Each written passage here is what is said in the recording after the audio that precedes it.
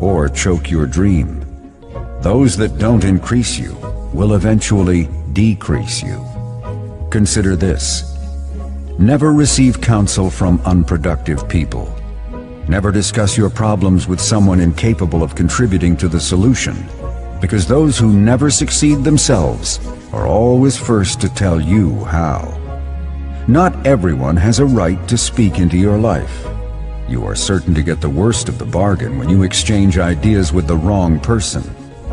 Don't follow anyone who's not going anywhere. With some people you spend an evening.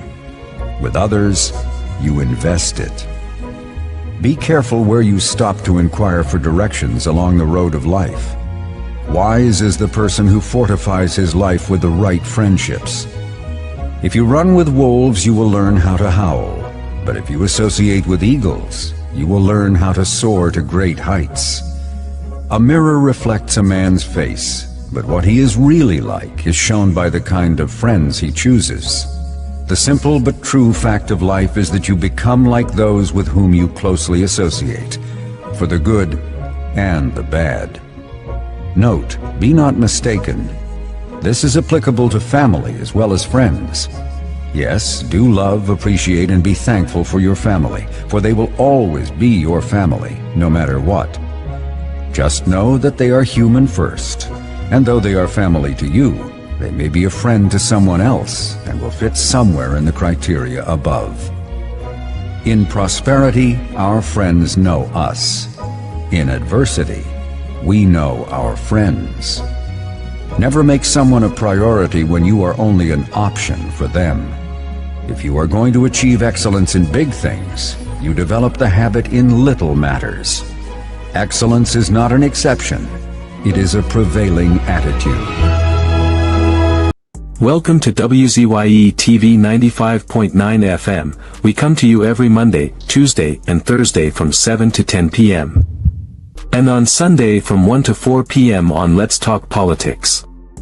Like, share and subscribe to keep up to date with reality affecting your life, and as we always say, we bring the truth, the whole truth and nothing but the truth. You're tuned to WZYE, the heartbeat of unfiltered truth. We're more than a station, we're a movement, grounded in facts, driven by integrity, committed to progress. We don't chase headlines, we create them. Decoding politics and current affairs to question power, not cozy up to it. From Laventille to Scarborough, whether you're in your living room or your commute, this is where perspectives collide, divides dissolve, and tomorrow's conversations start today. WZYE, we originate, not imitate. Ansam LeBon and Marshall Nesbitt solemnly swear to conduct this radio program in a true, fair, and balanced manner, ensuring that all perspectives are given equal consideration and that the information presented is objective and unbiased. We pledge to provide a platform where diverse voices can be heard, fostering open and constructive dialogue that serves the best interests of our audience and community. Our commitment is to uphold the principles of journalistic integrity and ethical broadcasting throughout the duration of this program. Thank you.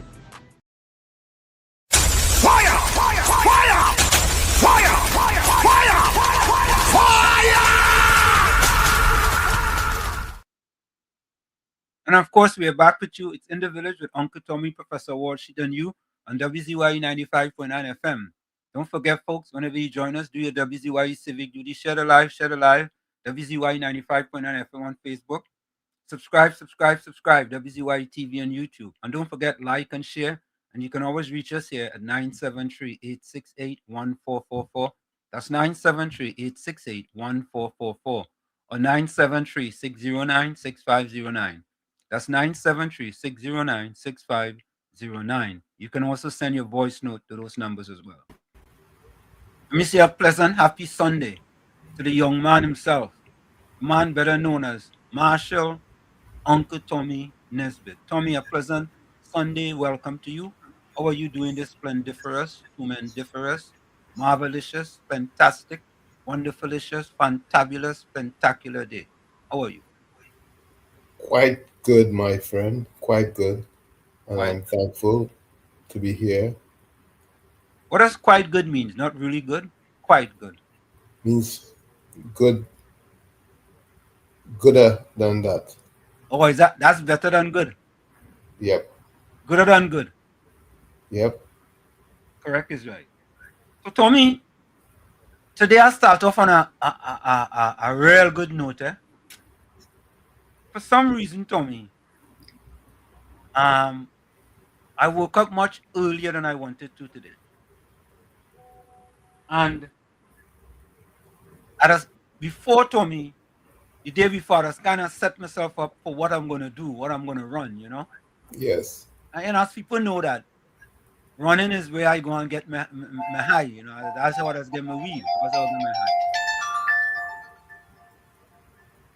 Yeah. That's what I try to get my high, you know. So I decided from yesterday I was gonna do 7 miles today. Right? You know, normally I was doing 5 or 6. I haven't done a 7 mile run in a long time. So I decided to do 7 miles today. And it wasn't bad. I ran 53 minutes and 9 seconds. So it was like an average of 7 minutes and 35 seconds per mile. And I was very impressed with myself. I have to be honest with you. Yeah, I think that was very impressive. Yeah, I just had to be impressed with myself, you see, because if you don't impress yourself, no one will impress you, you know. Correct. You gotta impress yourself. Everything everything begins with the man in the mirror. Correct is right, Tommy. You know, as you said that, Tommy, let me say to people, if, well, other than God, all right, other than God, other than God, if you are looking for someone else to give you happiness, Tommy, you have a big problem. Let me repeat that. Tommy, you may disagree with this. No, I agree. You actually agree? I agree that everything starts with you. Yeah. You see, we as humans always looking to other people for their happiness. And that is where you go wrong. And secondly, let me say this. I tell this to every athlete that I train. You see, you ought to stop letting your mind control you, and you ought to start controlling your mind. Let me repeat that. You have to stop letting your mind control you, and you control your mind. Because, for example, in running is a mental sport, right, Tommy? It's an Yes. individual sport. And there are many times in a race or in practice, you know, your mind tells you that you are tired, right? And once your mind tells you that you are tired, you accept what your mind told you and say, yeah, I'm tired. I can't go no more. That is it. But if you tell your mind, that is your problem, partner. I know my problem. I'm not tired. You understand? I could do this last one, right? Just as fast as I did the first one. Let's say I'm doing 12 of something. I can do this last one just as fast as I did the first one. You see, because there's a difference, you know. Don't let your mind control you. You control your mind. Because sometimes when your mind control you, Tommy, it has lead you to do things that you don't want to do. I hear you. You understand? So Tommy, I hear you. a little philosophy. Anyway, so back to the 7 mile run now. The 7 mile run today was 53 minutes and 9 seconds. And Tommy, I ain't gonna lie to you. When I finished, man, I feel like if I went up to space and SpaceX, I hang on for Wow. a little bit and then I come back down. Wow. It felt so exhilarating, man. You know, the feeling that, you know, you even though it's 7 miles, you feel good, man. You feel your rest of your day is looking forward to a fantabulous rest of the day. Yeah? Yes. Anyway, let me Yeah, go to this weekend is a very sad one in Venezuela. Correct is right. And in Tobago, we lost Oscar B. No, really? Yep. When they're supposed to have a celebration for him this weekend? I know there were a few slated over the last month. No. Hold on. Let me make a quick call. No, Tony. No, no, no, no. Let me see something. Yeah, there was supposed to be. Hold on. I'm making a call here. Wall Street. So, Melville, you are live on WZYE 95.9 FM with Uncle Tommy and Professor Wall Street. And Tommy was just giving me the message that Oscar B, we lost Oscar B. Yes, we lost him this morning Wow. around 4 a.m. today. He said, "Thank you very much for all the goodness that you have done for him, and that he is very comfortable now. That what he's seeing happening and the people who are organizing the show for him here in Tobago, which is scheduled to start exactly at 5 o'clock, and we have sat down and looked at things already this morning, and knowing that with his transition, his passing, our show will now be a celebration of life and what he has contributed in sports and in culture for his people in Trinidad and Tobago and around the world, and Byron Lee and all that in Jamaica and all these things. So the brother said goodbye. You know, we were discussing a lot of things even last night, and I think from what is being discussed, he feels basically that those people who are really working at the moment for him and those before, especially those now who are discussing certain things for beyond his future, he's very happy, and he said, "Well, hey, I have done my job now. I feel safe that people are working to ensure that tomorrow be a better day for my family and generations. So I could give up the ghost now." I mean, it's a sad feel to have, and I have been bombarded all day. Although Oscar and I were just friends, but because of what I've been involved in organizing this event for him here in Tobago, I think many people now feel that they can refer to me as somebody who can speak on behalf. But the family does all that is required of them to do. I am very careful of what I would say or encourage people to think about my presence in all this. I'm just doing this as a good brother, a good friend, and a man who I've known for years since he played football for Signal Hill.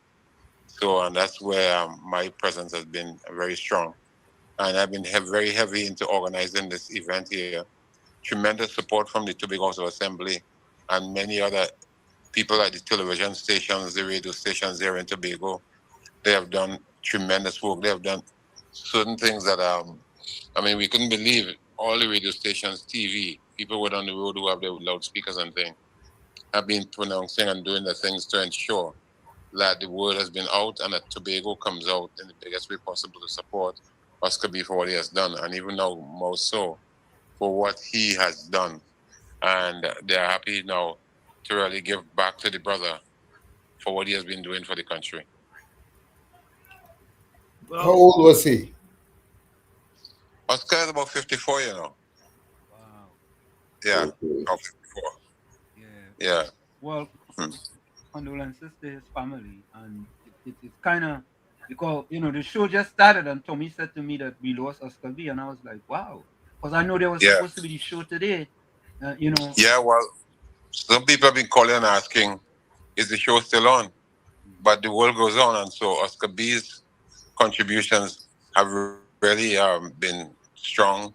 A lot of people here believe that Oscar B has been a great ambassador. And he wasn't just a man many people used to call to Oscar and ask him to do something for them, for a party, a show, a Thanksgiving or whatever. And he comes out and he gives his heart and soul to everyone. We worked together. We did something for the the orphanage in the St. Mary's Children's Home. We've done things for that. We did things for there's so many things, man, and I'm still trying to process what's going on in the world here right now with me and all this. Right. So We we, The we understand. Where's the show gonna be today? Where's the show gonna be held? Shaw Park complex, the capacity in Shaw Park, there's about 5,000. And we hope that with that capacity, we're able to people to come out today to support. There have been no ticket sales for this event. What we were doing is saying that people can come there and make a contribution in recognition for what has been happening to him and what he has done, and that we want to make sure that things are happening to support the family for their tragical moments and ensure that the best thing can happen and people can show, well, hey, we came out and we supported a brother who was in need at this time, serious need. Because when a man got a heart attack and then in the process of the operation, a stroke, that tells you, man, there's a double whammy, a hard hit. And to survive that, the blessings are be at the best order. But I think his blessings are there for him is that he has suffered tremendously. And the time had come for him. He believes that seeing what's happening, he knows that he's been taken care of. I mean, let me tell you something here quietly.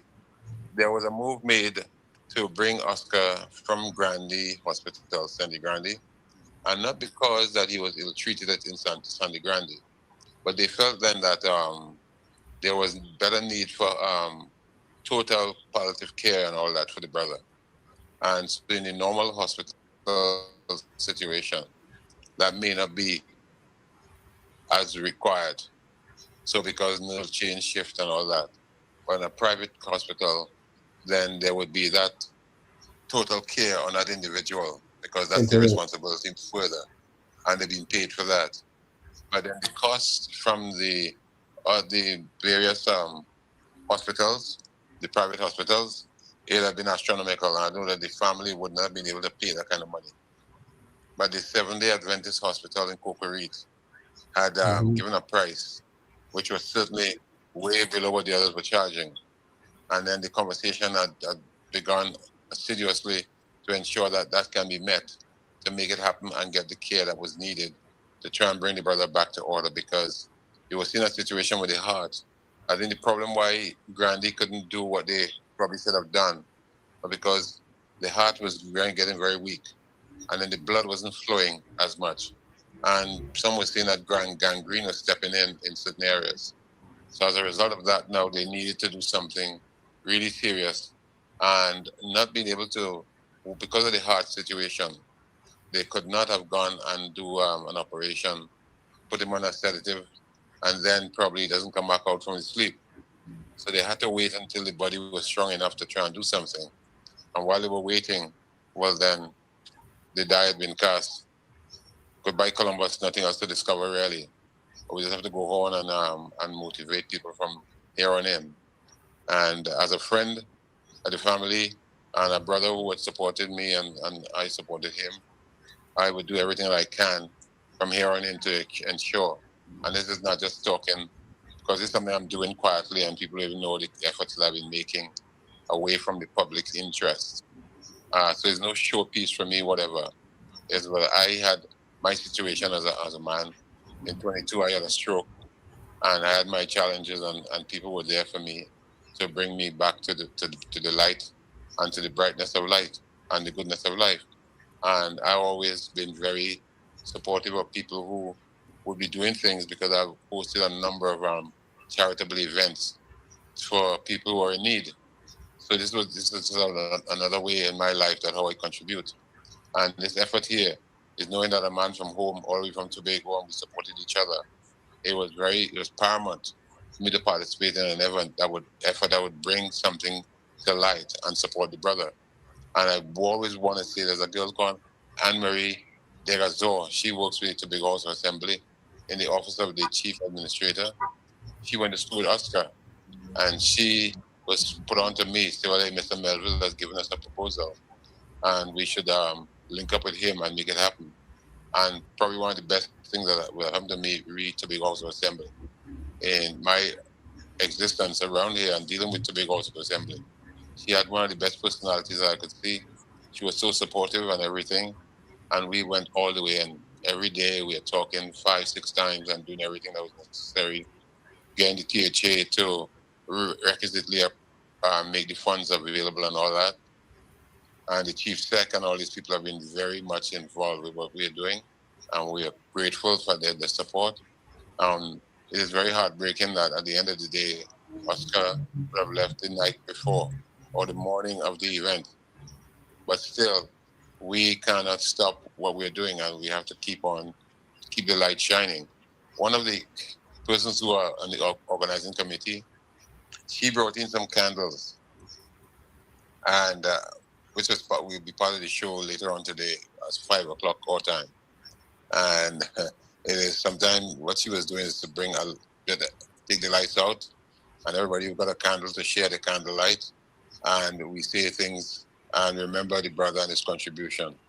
But she didn't know that there was an inspiration that came to her that that candle should be lit at a time, appropriate time, an hour, when the man decided to leave us. And so it would be a fitting moment when that takes place later on this evening here at the Shore Park Complex. So we are very, very happy to have participated in this effort. And despite the fact that we lost a man who has done so much for his country, we're still very happy that we're able to recognize his ability, what he has been doing, and do something to show recognition just not to him, but to his family as well. And we move on from there, you know? So Simon, I want to say, man, I just was reaching out and Tommy, and I want to say thank you again. And thank you for Yeah. all the stuff that you're doing for Oscar B. I know that you guys were involved in this, and once I hear this, I just wanted to reach out to you. So again, thank you very kindly, and Hey, it's cool. condolences to Oscar B and his family. It's cool, man. I appreciate you. Okay. I'm glad that you would jump on the line and give us an opportunity to share our thoughts and our recognition for the man and his contribution, because it's sometimes they say they don't support the brothers, but I'm grateful that you are able to do that with Tommy and the show and come out and reach out to us, and we can share all the views and the things that we are doing to ensure. So we look forward to in the next couple of hours, which is just about next 3 hours or so, where the show will kick off. It'll be about 3 hours long, and we hope to share everything. Everybody's coming out, and we hope that the crowd will be sent out all the necessary information to let people know that the show is still on and that they can come out and support whatever they plan to do. All right, brother? Thank you, man. So I thank you very Thank much. you. Amen. Thank you, Brother Melville. God bless you. Tommy boy, I tell you, it's interesting, man. Mm-hmm. I didn't hear it, and I know he was very instrumental with that event they have in there in Tobago. So I say, since you heard it. Is the storm carded to perform? I think what happened to me is that there were so many entertainers that wanted to perform, but it was only a 3-hour show, and some people some people couldn't perform because of the show was only 3 hours, so they couldn't get everybody to perform. So I guess I don't think she's performing, because of the 3 hours length now. They didn't want it to go too long. Mm-hmm. And so I don't think she will be performing. Anyway, yeah, let me go to the chat. Yep. First was Bernard Thomas. Yeah, Bennett. Look, Bennett, welcome back to you, and hope everything is going wonderful with you and your family. Bennett say good afternoon, Professor Walshik, Uncle Tommy, and all in the village. Hafiz Yes. Mohammed was next, right? Yep. Good afternoon, Uncle Tommy and Walshik. Yeah. Then Batos. Mm-hmm. Good day to WZYE and all the villagers. Remember to like, share, and subscribe. Then your partner, Tommy. Walsang going back, cookie eye. Hope he Say good sees. afternoon. Good afternoon to the host, Walshik and Uncle Tommy. Santa Cruz, welcome to you. Santa Cruz, say good morning, Wall Street, Uncle Tommy, and my friends in the village chat. Till later. Semantics, welcome. Good afternoon. Clinton Williams, good day, Professor Walshik, Uncle Tommy, in the village. Blessing to all, including Venezuelan earthquake victim. Tommy, I want to talk something about that, but the opposition leader trying to make an issue out of that Venezuela issue. What are they trying to make in this show, though? Yeah, but Tommy, as we say, Tommy, it's like there are no line, Tommy. You have to have a line, Tommy. You know, as you say, Tommy, stray dogs don't bark at every car that goes by. Like them want to bark at every single car that goes by. And you know what? They should deal with the problem that they have in the PNM. That is what them should be dealing with. Even Marvelous Marvin admit they have problems. Yep. He admit they have problems. That is the problem they should be dealing with. Let this government continue to run the country, right? And things are improving. As they say, better days are coming. But folks, we're going to take that quick break. It's Sunday Talk, Let's Talk Politics. With Uncle Tommy, Professor Washington, you on WZYE 95.9 FM. You can reach us here at 973-868-1444. That's 973-868-1444. Also at 973-609-6509, 973-609-6509. As soon as you get in and share it live. So that's 1 hour done. Still got 2 more hours to go. We'll be right back. You're listening to WZYE 95.9 FM.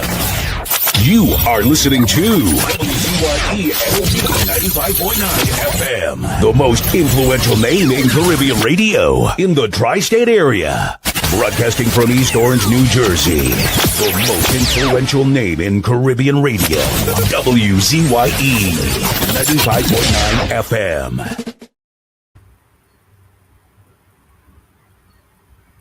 I just want all you to know one thing. When it comes to certain politicians,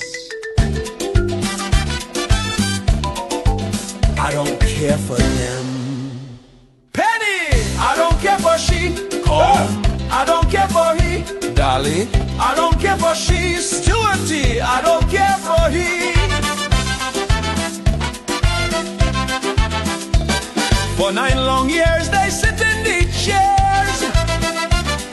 Country get bruised and nobody care. Crime run wild, money gone astray. Now they in opposition, everybody have something to say. They talking solution morning, noon and night. But when they had power, nothing wasn't right. Economy sinking, people living in fear. Now all of a sudden everybody's an engineer. Penny talking like she have the plan. But where that plan was when Rolly was the man. Marvin, I don't care for he. Scotland, I don't care for he. Regis, I don't care for she. I don't care for them. Manning shouting from the back of the line, explaining today what he forget in 9. Marvin talking safety, crime and control. But when he was there, crime take a toll. They posting videos, plenty long speech explaining now what they couldn't reach. They hoping people memory short, but suffering though erase so fast. They had the chance, they had the rain, and leave the country in social pain. Marvin, I don't care for he. Kareem, I don't care for he. Hans, I don't care for he. the opposition, I don't care for them.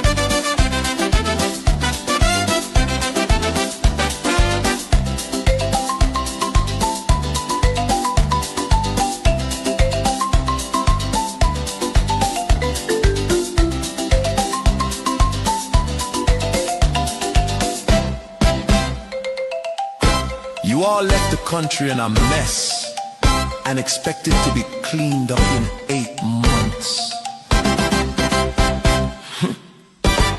Delusional. I don't care for she. Calm. I don't care for he. Dolly. I don't care for she. Stewarty. I don't care for he. PNM.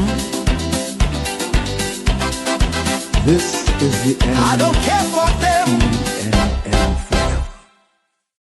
That the PNM has found itself in, as the gentleman would have said rightly. Dr. Eric Williams, many years ago, said that every single member of the PNM is a propagandist of the PNM. And one of the first things I will do as your new chairman is to ensure that the propagandists of the PNM must be deployed on every nook and every cranny of this country, and we will chase them away on social media, and that the gospel of the PNM must be known to every single citizen of this country. Remember to take the gospel of the PNM and to spread it in your homes, your villages, in your offices, and throughout the length and breadth of Trinidad and Tobago. This PNM till a dead thing can't work because I will dead.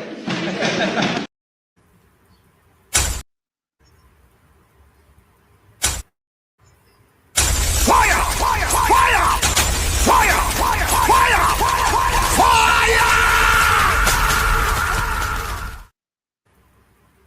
We are back with you. It's Sunday Talk, Let's Talk Politics with Uncle Tommy, Professor Walsheet and you on WZYE 95.9 FM. We come to you every Sunday from 1 to 4 p.m. That's every Sunday from 1 to 4 p.m. Don't forget, folks, and we join us, share the live, WZYE 95.9 FM on Facebook. Like, subscribe, and share WZYE TV and YouTube. And you can reach us here at 973-868-1444. That's 973-868-1444. Also at 973-609-6509, 973-609-6509. And please share the live as soon as you get in. We thank you. Old song says, Bennett, my condolences to you and yours and the passing of your loved one. Stay strong, brother. Elsie Lacan, welcome. Pleasant good afternoon, everyone. Looking on as always. Blessings. Same to you, Elsie. Jenny C. Paul, welcome. Ishwa Singh, Sunday blessings to all. Same to you, Ishwa. Monty Steele, hi, good afternoon to everyone and a whole world viewing in chat. Otherwise, on WZYE TV program with host Wall Street and Assembly Born Tommy Marshall Nesbitt. Thank you, Monty. Santa Cruz, hope all the people, COP, the fake wannabe talk show host, Andy Tuban from the ground report on here supporting Wall Street and Uncle Tony. Hey, what is that, right? Hope all the people, COP, the fake wannabe talk show host, Andy Tuban from the ground report are on here supporting Wall Street and Uncle Tony. I thought all of you was UNC. Hey, Tommy? I thought so too. I thought all of you was UNC. We just tell people don't go to other shows. Is that what it is? Is that what it is, Tommy? Not here. Oh, yeah. Nah, we don't do that here. We don't do that here. We originate. We don't imitate. Yeah. And Joe, a pleasant evening to Professor Walsh, Uncle Tim, and all in the village. Let's have a great, productive evening. Better days ahead. Thank you. Rajendra Maraj, welcome. Pleasant good evening, Professor Walsh and Uncle Tommy. Blessings to all in the village.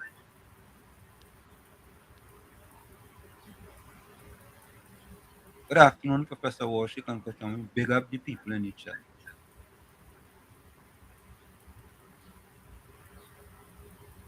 Did Farris family open a cannabis business during the pandemic? Is that why Rawalaya and Farris give permission here for 4 male weed plants? Inquiring minds want to know.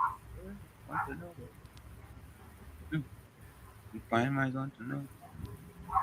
Jenny C. Paul said, and Anna Munsami, they think we forget.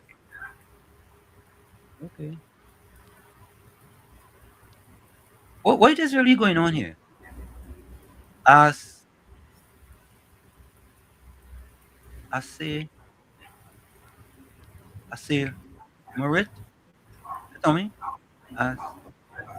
good afternoon, everyone. See, please out of place with this comment on the ground report this Friday. Folks, you know some things you just do give oxygen? True. You know that, Tommy? True. Yes, I absolutely refuse to give certain things oxygen. I've been honest with all you. I refuse to give. You know, there's a saying that I started all of this. You know, if you think education is expensive, right, Tommy? Try ignorance. Let me repeat that. If you think education is expensive, try ignorance. Yeah. Certain things, I understand where you're coming from, but certain things are. Let me tell you this. You know, folks, listen to this. Listen to this. Truer words were never spoken. The less you associate with some people, the more your life will improve. Anytime you tolerate mediocrity in others, it increases your mediocrity. An important attribute in successful people is their impatience with negative thinking and negative acting people. As you grow, your associates will change. Some of your friends will not want you to go on. They will want you to stay where they are. Friends that don't help you climb will want you to crawl. Your friends will stretch your vision or choke your dream. Those that don't increase you will eventually decrease you. Consider this. Never receive counsel from unproductive people. Never discuss your problems with someone incapable of contributing to the solution, because those who never succeed themselves are always first to tell you how. Not everyone has a right to speak into your life. You are certain to get the worst of the bargain when you exchange ideas with the wrong person. Don't follow anyone who's not going anywhere. With some people you spend an evening. With others, you invest it. Be careful where you stop to inquire for directions along the road of life. Wise is the person who fortifies his life with the right friendships. If you run with wolves, you will learn how to howl. But if you associate with eagles, you will learn how to soar to great heights. A mirror reflects a man's face, but what he is really like is shown by the kind of friends he chooses. The simple but true fact of life is that you become like those with whom you closely associate, for the good and the bad. Note, be not mistaken. This is applicable to family as well as friends. Yes, do love, appreciate, and be thankful for your family, for they will always be your family, no matter what. Just know that they are human first, and though they are family to you, they may be a friend to someone else and will fit somewhere in the criteria above. In prosperity, our friends know us. In adversity, we know our friends. Never make someone a priority when you are only an option for them. If you are going to achieve excellence in big things, you develop the habit in little matters. Excellence is not an exception. It is a prevailing attitude.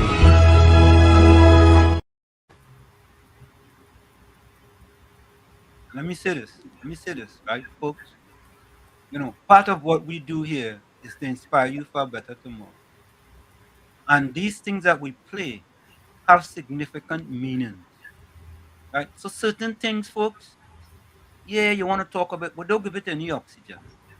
Don't give it no oxygen. Just leave it, let it go. And the quotes that we give you all are very, very significant. Very significant. I hear all them thing, you know. I hear all them kind of thing, but I rather go outside and run 10 miles than to give them things oxygen. Seriously, I rather go out and run 10 miles than to give them thing of them oxygen. I just don't have time for it. Me personally, Tommy, I don't have time for it. I Anyway, was. yeah. Good afternoon. BAS says, good afternoon. My condolences to Bennett Thomas and the passing of his girlfriend.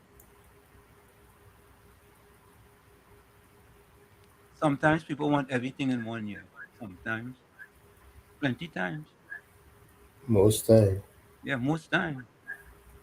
I wait. Jay Howlett says, I'll wait till it's over. Anyway, long, long memory.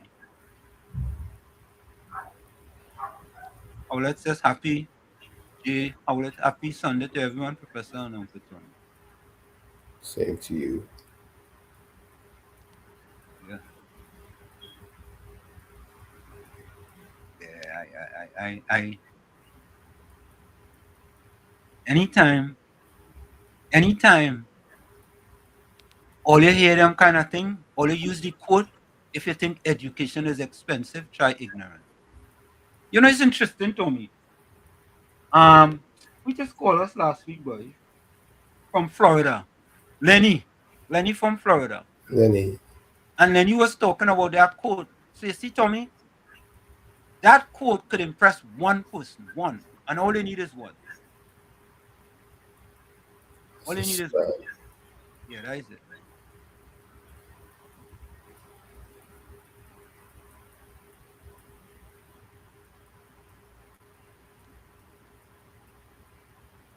Island Man Titi says good day to everyone in the village. Uncle said the country is better off than when the PNM was in power. PNM thief too much money from the treasury and Canada council. And we have a next video to find out there. And here is the question, Tommy. I want to ask a question, and this is based on a video that we're gonna play. Is the PNM a criminal enterprise? I'm asking the question: is the PNM a criminal enterprise? That's a And we good have a question. video to play that asks that question. Sumitra Baijan, welcome. Blessed good afternoon to Mr. Washington, Uncle Tommy, and all in the live blessing. Angela Darius, good afternoon, Professor Wall Street, Uncle Tommy, and the whole village. I did a 5K yesterday, did it in 52 minutes. Not bad for a 27-year-old. Wow. Wait, Angela. Oh, Angela, go say she's 27. Sorry. You have to read between the lines. Okay. I read it, Angela. I read it. Hey, I see a picture with Nandi in Barbados with Crazy. I was supposed to put it up, eh? Tell Nandi I see her in a picture in Barbados with Crazy. Yeah, Angela, tell her that for me. I was supposed to put it up. Yeah, Angela, congratulations. Not bad at all. Yeah. Yeah. Angela says she's 27 years. Bless Sunday. Bless Patricia. Bless Sunday afternoon, Professor Warshik and Tommy and everyone listening. And we have a blessed, productive day. Tommy, all you are digressing here. Tommy, I wonder if how many people remember this. I want to digress a little bit because we have to get to this. And in that, Tommy, I have said to don't pass no judgment on the situation that happened with the 1%, right? But do you all remember this? This was from some years ago. Take a listen to this. It started in 1898, more than 100 years ago. Most of the Christians were being persecuted by the Turks. So there was an exodus of Christians leaving Syria. They boarded the ships from Beirut, and as long as it was heading west, they thought they were going to America. Many of our parents landed in Trinidad, and that's when we started. That's the first generation. Just outside of Port of Spain, Bayshore is one of the priciest neighborhoods in the country. I'm here as a guest of the Sabga Abouds, a successful family of Lebanese Syrians. Look, isn't this amazing? Beirut. Yes, like no arak. I do indeed. Would you like arak? A little ice and some water would Oh, be right, great. you're perfect. My drink of choice is Grey Goose and coconut water. The family's story is not an uncommon one. The first members came here during the collapse of the Ottoman Empire, arriving penniless.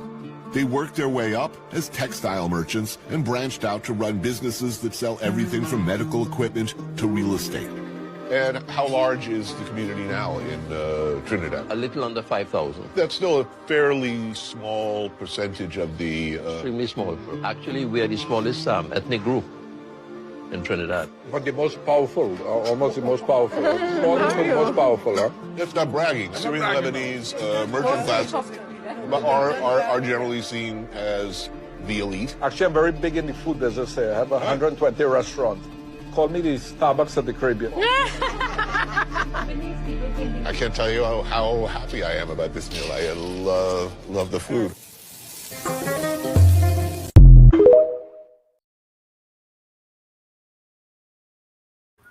Remember that? Yep. Remember that, right? That's what they did. Yeah, and they christen themselves, right? What people are saying about them. Yep, they're the most powerful group, they say. Yeah. So why are they so upset now? Right? But Tommy, let me get to we have so much to get to today. All right, let me get to this one. Let me start with this one here. Let me start with this one. Tommy, these are serious, serious allegations. On the All right? Hadid. Yep. Yes, these are serious, serious allegations. And Tommy, in my estimation, you see, and the PNM is responsible for this, eh? Who just sent me, boy? I think it's Miss Santa Cruz sent me an article from 2021 where during the pandemic, they opened about 21 businesses. Let me see something. I'm gonna just check them. I want to check this to be correct. I think that's what it is. Yeah, Miss Santa Cruz sent me this. Let me just take to me. For me, how could it be? Oh, no, it's not. It's not 21. You see, that's why I like to check. All right, you see, Omar Hadid. This was in 2021. Opened 11 stores during the pandemic, while other people were cutting back to me. Omar Hadid opened 11 stores during the pandemic, while other people were cutting back. Who was in power during the pandemic, Tommy? PNM. Okay, okay, okay. Despite this lockdown restriction, increased shipping freight costs, and foreign exchange issues over the last 21 months, First Retail Incorporated have opened 11 new stores during the COVID-19 pandemic. Yeah? Well, let's listen to this, folks. Hadid's search warrants reveal conspiracy to murder probe by Anna Ramdas. That was the allegation contained in search warrants executed by special branch officers on businessman Dominic Hadid and his wife, Genevieve Hadid, authorizing police to seize and examine a wide range of electronic devices and digital records as part of an investigation. Copies of the warrants were attached to an affidavit filed in the High Court by attorney Faris Al-Rawi, SC, in support of a habeas corpus application brought on behalf of the couple. Justice Frank C. Prasad yesterday dismissed the application for the writ of habeas corpus seeking the release of the couple from Tommy, PNM loses again. And Tommy, listen, everybody has a right to pick whichever attorney they want, correct? Correct. Everybody has a right to pick whichever attorney they want. And Tommy, it is not a coincidence that during 2021, they were allowed to open 11 new stores. Who was in power? Rowley. And now, in 2026, they have problems and they pick one of the worst attorneys they could find in Trinidad and Tobago. I am saying that based on his track record. Faris Al-Rawi, and you go into court and you lose again. So you see, Tommy, what in the dark does what? Come into the light. Correct. So Tommy, they used to get their own way with the PNM. Let me repeat that. They used to get their own way with the PNM. And when we used to say that the PNM, well, we didn't have to say that. The former came out and says he don't have no problem making the rich richer so they could create opportunities for the poor. These are the people you was talking about. These are the people you was talking about. But you see, whatever in the dark has come to light. Now it come to light. Yeah? Now it comes to light. Police custody. However, he directed Commissioner of Police Alistair Guevara to clarify whether the Hadids are being detained under a preventive detention order, PDO. The matter has been scheduled for a virtual hearing at 9 a.m. tomorrow. The warrants were issued on June 24th by Master Valeen Gary Abraham pursuant to Section 5 of the Administration of Justice, Indictable Proceedings Act 2011, following an application by Special Branch Corporal Eldon Caliste. According to the warrants, police were investigating the indictable offense of conspiracy to murder contrary to Section 5A of the Offenses Against the Person Act Chapter 1108. The warrants authorized officers to search for and seize electronic devices, including cellular phones, laptops, tablets, hard drives, flash drives, portable storage devices, and documents. Police were also authorized to extract and interrogate digital data stored on those devices. The documents specifically reference communications data, stored communications, photographs, documents, voice notes, video and audio recordings, CCTV footage, text messages, location information, GPS and location history records, and application data. In relation to Genevieve Hadid, the warrant identified two locations: number 2 Orange Grove Estate, Trinity, and number 47 Western Circle, West Moorings. The warrant stated that police believed relevant electronic devices and records linked to her could be found at those premises. A separate warrant for Dominic Hadid identified two locations: hashtag 1-3 Golden Grove Road, Piarco, and number 23 Pine Avenue, Bayshore, West Moorings. Police alleged that electronic devices in his possession could contain information relevant to the conspiracy to murder investigation. The warrants authorized officers to enter the premises at any time, seize devices, extract data, and bring the information before a judge of the High Court. An affidavit filed by Al-Rawi alleges that police executed searches at the Hadid's residence and at Blue Water's offices in Orange Grove, where several electronic devices were seized. Attached to the affidavit was a handwritten inventory listing numerous items seized, including multiple Apple iPhones, Samsung phones, Apple laptops, iPads, a Dell Latitude laptop, flash drives, and a computer processing unit. Al-Rawi argued in the affidavit that the applicants were arrested pursuant to the execution of ordinary search warrants related to the conspiracy to murder investigation and not under the emergency powers regulations. He contended that the subsequent reliance on the emergency powers regulations to extend their detention was unlawful. He stated, "The applicants were not arrested or detained under Regulation 13(1) of the Emergency Powers Regulations 2026, nor under those regulations at all. They were arrested in the execution of ordinary search warrants in respect of the offense of conspiracy to murder, which is not an offense against the said regulations. The only basis advanced by the respondent for the continued detention of the applicants appears to be the emergency powers regulations, which do not apply to the applicants." Man, lose again. Lose again, Tommy. Yep. You lose again, Tommy. You lose again. Yep. What? Tommy, you know something? What? Look who said it best. Huh? This fella said it best. He said it best. He said it best. Oh, you cook. Oh, you cook. He said it best.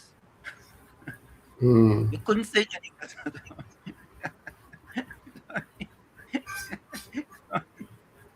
Tommy, I'm not gonna speculate, Tommy. Right?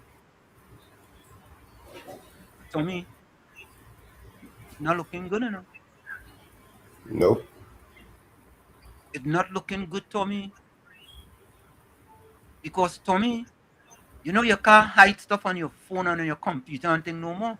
Not anymore. You know you can't hide that stuff. So let justice take its course, and we'll see where this leads us. But I don't know, Tommy. This it don't look good. All I have to say, it don't look good. It does not look good, right? But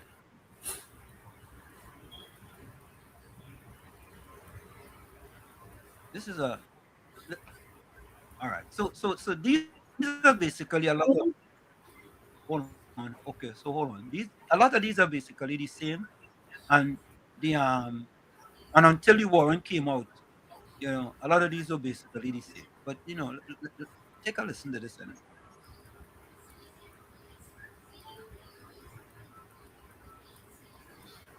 Hadid's facing conspiracy to murder allegations by Anna Lisa Paul.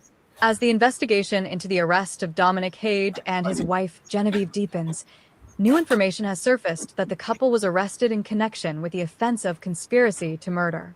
The information is contained in 2 search warrants issued in the names of the couple and signed by High Court Master Valeen Gara Abraham on June 24th. However, there is no disclosure of any intended victim, S. The indictable offense is contrary to Section 5A of the offense. You know, Tommy, I want to go back to something.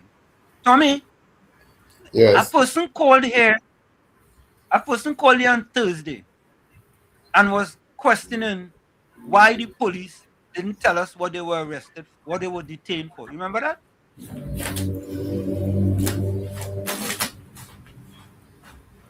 Yep. Did you remember that? Yep. And we were saying that, or I was saying, wait and don't pass judgment. Let's get, we get to that road. When we get that bridge, we go cross it. And here's the information all coming out. Right? The information is now coming out to the public. Right? I wonder what that individual thinks now. I'm not calling any name. I wonder what that individual thinks now. Against the Person Act, Chapter 1108. The warrants were obtained by CPL Eldon Kelly Stay of the Special Branch. A quantity of electronic devices including laptops, cell phones, flash drives, hard drives, portable storage devices, and documents were seized from the 2 suspects. According to the warrant issued in the name of Genevieve, 2 locations at Orange Grove Estate, Trinity and Western Circle, West Moorings were searched, while the warrant for Dominic listed locations at Golden Grove Road, Piarco, and Bayshore, West Moorings. It is alleged the devices contained evidence including photographs, recordings, documents, voice notes, videos, audio recordings, CCTV footage, texts, location data, including GPS, location history, application data, communications data, stored communication or stored data in digital or electronic format. Copies of the warrants formed part of the application by a team of attorneys representing the couple, which was filed in the High Court this morning. Also included in the bundle was a list of items seized, which claimed 6 Apple iPhones, 3 laptops, 7 iPads, 2 flash drives, 1 central processing unit, and 1 portable storage device. The couple was arrested on June 24th and have remained in custody ever since. Their arrest comes nearly 2 days after Prime Minister Kamala Persad endorsed a warning by Attorney General John Jeremy that no segment of society, including the so-called 1%, was beyond the reach of the law. While no formal charges have been laid, there are unconfirmed reports that investigators are seeking to obtain preventive detention orders, PDOs, for them. In response to a habeas corpus application by attorney-at-law Faris Al-Rawi, Justice Frank C. Prasad today ordered that Police Commissioner Alistair Guevara appear on Monday to answer if the couple's detention was in fact pursuant to a PDO. So, Tommy, I want to ask you a question. Did you see the video by Gary Aboud? Yes. Gary Aboud made a video. I want to call Gary Aboud and see if he still believes that. But before I do that, right? When I read this, Tommy, I was like, "Way, boy, you really, boy? Really, Tommy? Tommy, did you hear that? Them fellas complain about poor detention conditions." Yep. Tommy, why would you even put that out into the public space about poor detention conditions? So, the detention, go ahead. He expected preferred treatment. Oh, Tommy. So during the PNM reign, it was hands off them fellas and them. Them could do what they want. Right? I'm saying that. During them time, they could have do what they wanted. Hands off. All in a sudden, right? You complaining about poor detention conditions? Folks, take a listen. Take a listen. I couldn't believe this. I wasn't so sure that these fellas were complaining about that.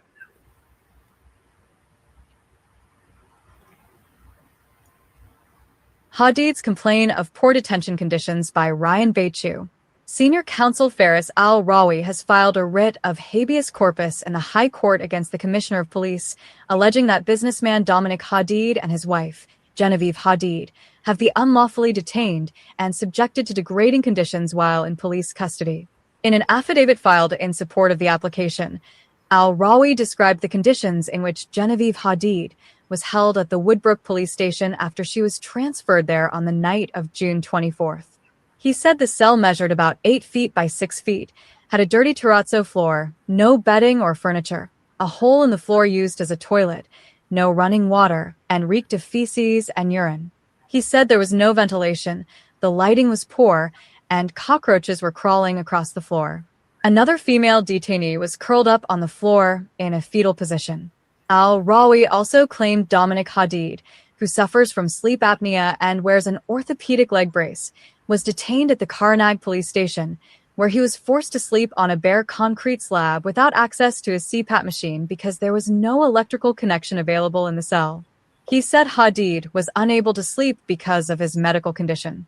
The affidavit states that Dominic Hadid and Genevieve Hadid were arrested on June 24th during the execution of search warrants at their Shorelands, West Mooring's home. Police later took Dominic Hadid to Gulf City Mall, where firearms and ammunition licensed under his firearm user's license and firearm user's employee's certificate were collected. Al-Rawi said receipts showing the annual license fees for 2026 had been produced to investigating officers and that the firearms and ammunition were lawfully held. The affidavit further states that the couple was separated later that evening, with Dominic Hadid taken to the Karnag police station and Genevieve Hadid to the Woodbrook police station. Al-Rawi said police initially informed him that an extension of the couple's detention had been obtained and specifically indicated it was not under a preventive detention order or the emergency powers regulations. However, when he later visited Genevieve Hadid at the Woodbrook police station, she produced a notice extending her detention under Regulation 13.3 of the Emergency Powers Regulations 2026. The affidavit says this was the first time the emergency powers regulations had been mentioned to her. Al-Rawi said he immediately contacted the investigating officer, Corporal Eldon Caliste, and objected that neither his clients nor their legal team had been informed in advance that they were being detained under the regulations. When Al-Rawi later visited Dominic Hadid at the Karnag police station, he said Hadid was also served with a direction extending his detention for 7 days under the emergency powers regulations. The habeas corpus application argues that the couple were arrested during the execution of ordinary search warrants in connection with an investigation into conspiracy to murder and were not detained under the emergency powers regulations at the time of their arrest. It contends that their continued detention under those regulations is unlawful and asks the High Court to order their release. Dominic Hadid, the owner of Blue Waters Limited, and his wife were arrested on Wednesday. Genevieve Hadid's 69-year-old maternal aunt, Star Sabga, was detained on Thursday. Their arrests came 13 days after Prime Minister Kamla Persad-Bissessar endorsed Attorney General John Jeremy's warning that no segment of society, including the so-called 1%, was beyond the reach of the law. The Trinidad and Tobago Police Service has said the execution of a search warrant is a standard investigative procedure and does not constitute a finding of wrongdoing. You know, Tommy, Yep. it saddens me, and here why it saddens me, Tommy. You could see now, Tommy, that the PNM Tommy, don't, and never cared about black people in Trinidad and Tobago. You see this, Tommy? Faris al-Rawi complaining about how it is in the jail. Tommy, when them poor black disadvantaged people go in that jail cell, then they have to suffer the same consequences, Tommy. And it don't matter what ailment they have. It doesn't matter what ailment they have, Tommy. It didn't matter. You ever hear them fellas and them coming out and saying, oh God, well, I have an ailment, all in a sudden I have Tommy, the evil, wicked PNM. You see, Tommy, you see? What in the dark come into light, Tommy? What is in the dark? What in the dark come into light? Yep. Because under the PNM reign, them could have do whatever they wanted, and get away with it. But the little poor black disadvantaged boy, right? Cancel Christmas for them. True. And I'm going to sit in that same jail cell that he complaining about. He and his wife complaining about.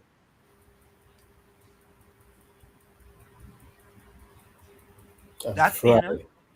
Huh? Sit in the cell and fry. Sit in the cell and fry, correct.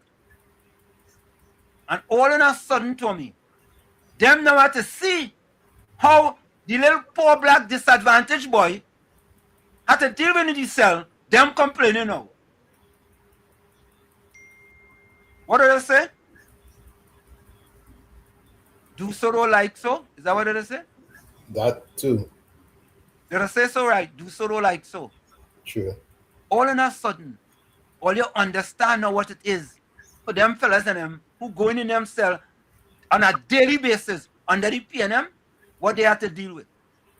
But all they don't have to deal with it, because as far as the PNM was concerned, always the ones,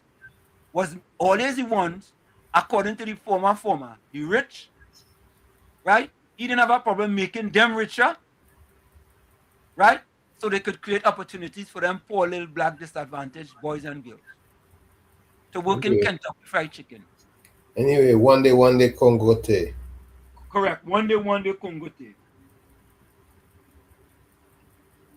Yeah. And Tommy, I want to go a little further. And a certain person sent me this. And I don't like to call names. I don't call names. No. But this person, this year, I'm not going to play all of it, but this statement here by this person, right?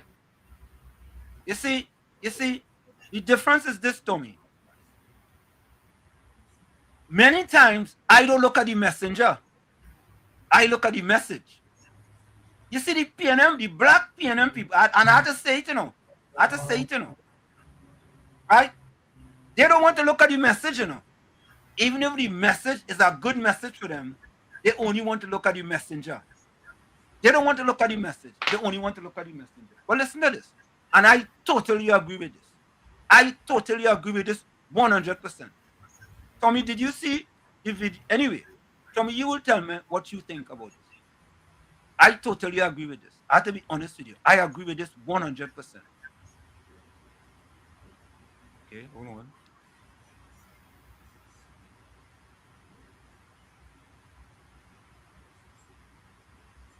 I want you all to listen to this. Listen to this.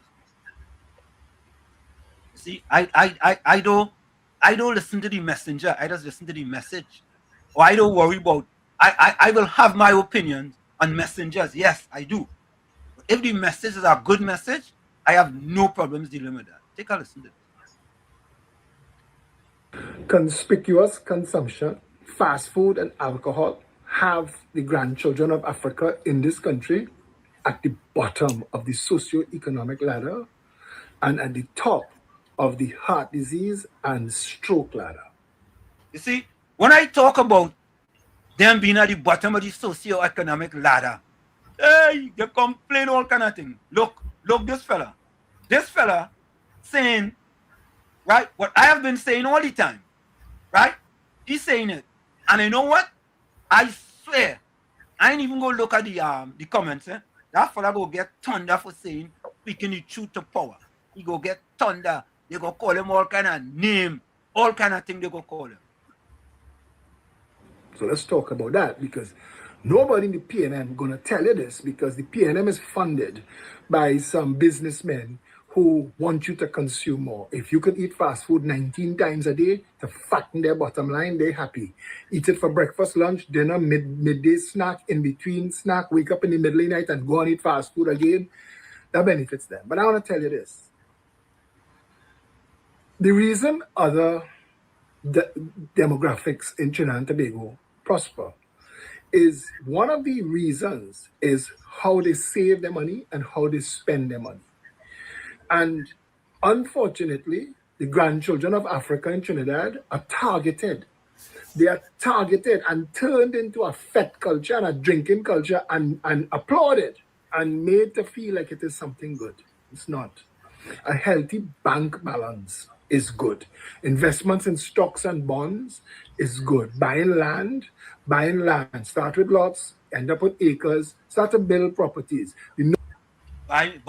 What land? Buying land? Them don't want to buy no land. What land them want to buy? What land?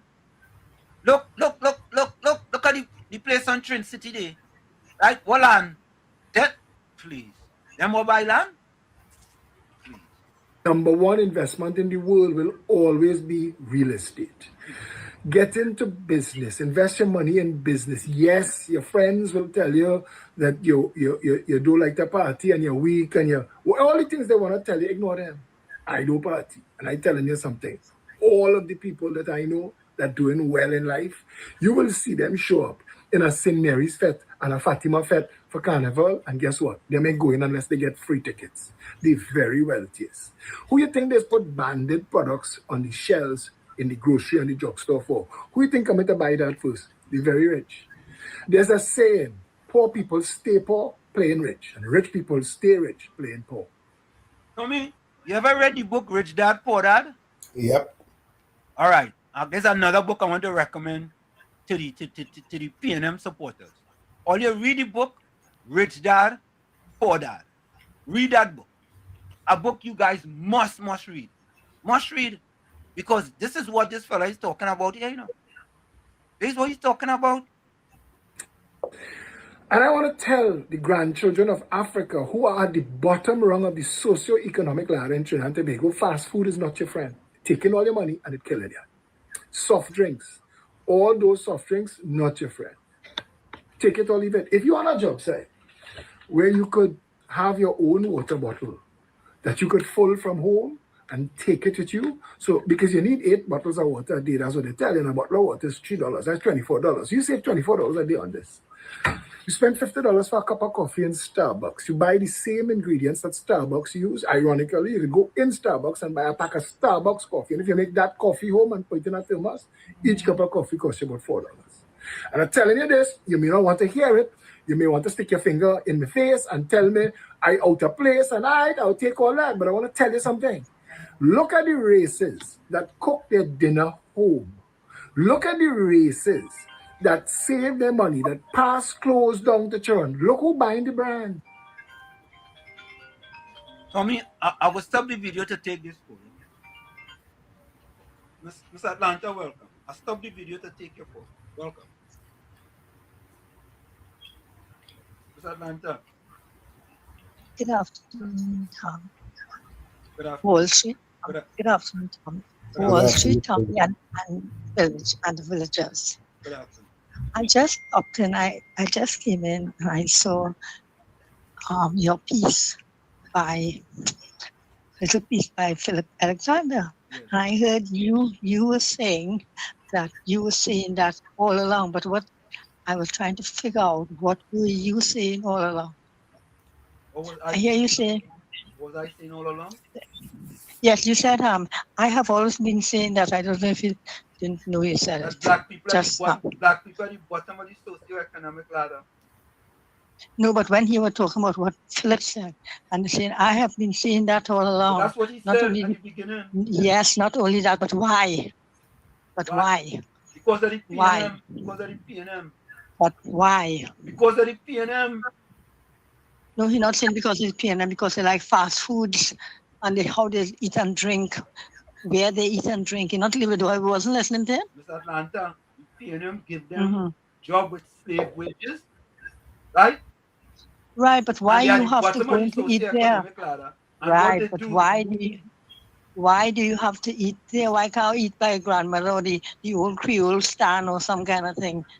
Even if ask you give them your that, you ask pork. them that, you ask Well, them. but I was listening to what you, but if you have been educating our people and us about the spending habits, because a long time ago on this program, I asked you how many Kentucky or something so is in New Jersey, and you had to go and look it up because we have Miss 50, a Atlanta, little island Miss like Atlanta, us have I 50 just lead, something. I just lead by example. I just lead by example. That is why I'm a vegan. And I talk about being a vegan all the time. You understand? Yes, I know how to read, write, remember, and spell for people. I know how to read, write, and spell for people. right? But remember, there are things besides vegan that sells in those places. Wait, in Kentucky Fried Chicken? Yes, but I'm to the fries. That's not vegan. I said no. Well, what you said you are vegan, so what? Right. So what? So I lead in by example. Well, right, but they could go and buy fries, But it's not and still vegan. buy the people. The price I is not know vegan. that's what I'm telling you. You say you're a vegan, so that means they're supposed to be a vegan, right? You're supposed to follow my example. I am not telling them to be a vegan. I am telling them about their eating habits. Vegan is about eating habits, Mr. Atlanta. Well, that's what I'm trying to tell you. How many will just go in and buy chips and you could go in and buy chips? I said, what examples do you show senior vegan Well, Mr. that Atlanta, don't I'm mean you telling you go the in? examples. All right. Sorry if I can't understand, right? No, you could understand, Mr. Atlanta, but you don't want to understand. You understand it, you don't want to understand. So saying you're vegan is the examples you show us, the poor black people or anybody, as I say, the PNM about your people. eating habits. Yes. About the eating habits. That's the only thing. Yes. That's the only thing.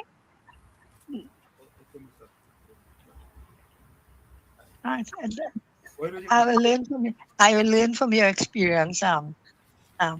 Wall Street. Mr. Atlanta, let me ask you a question.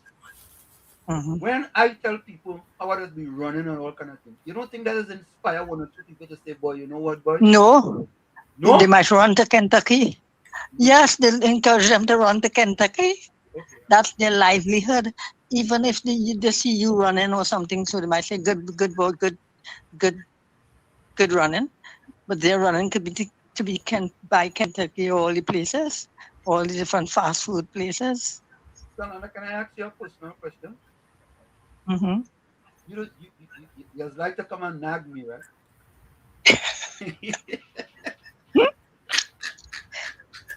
What is the personal question?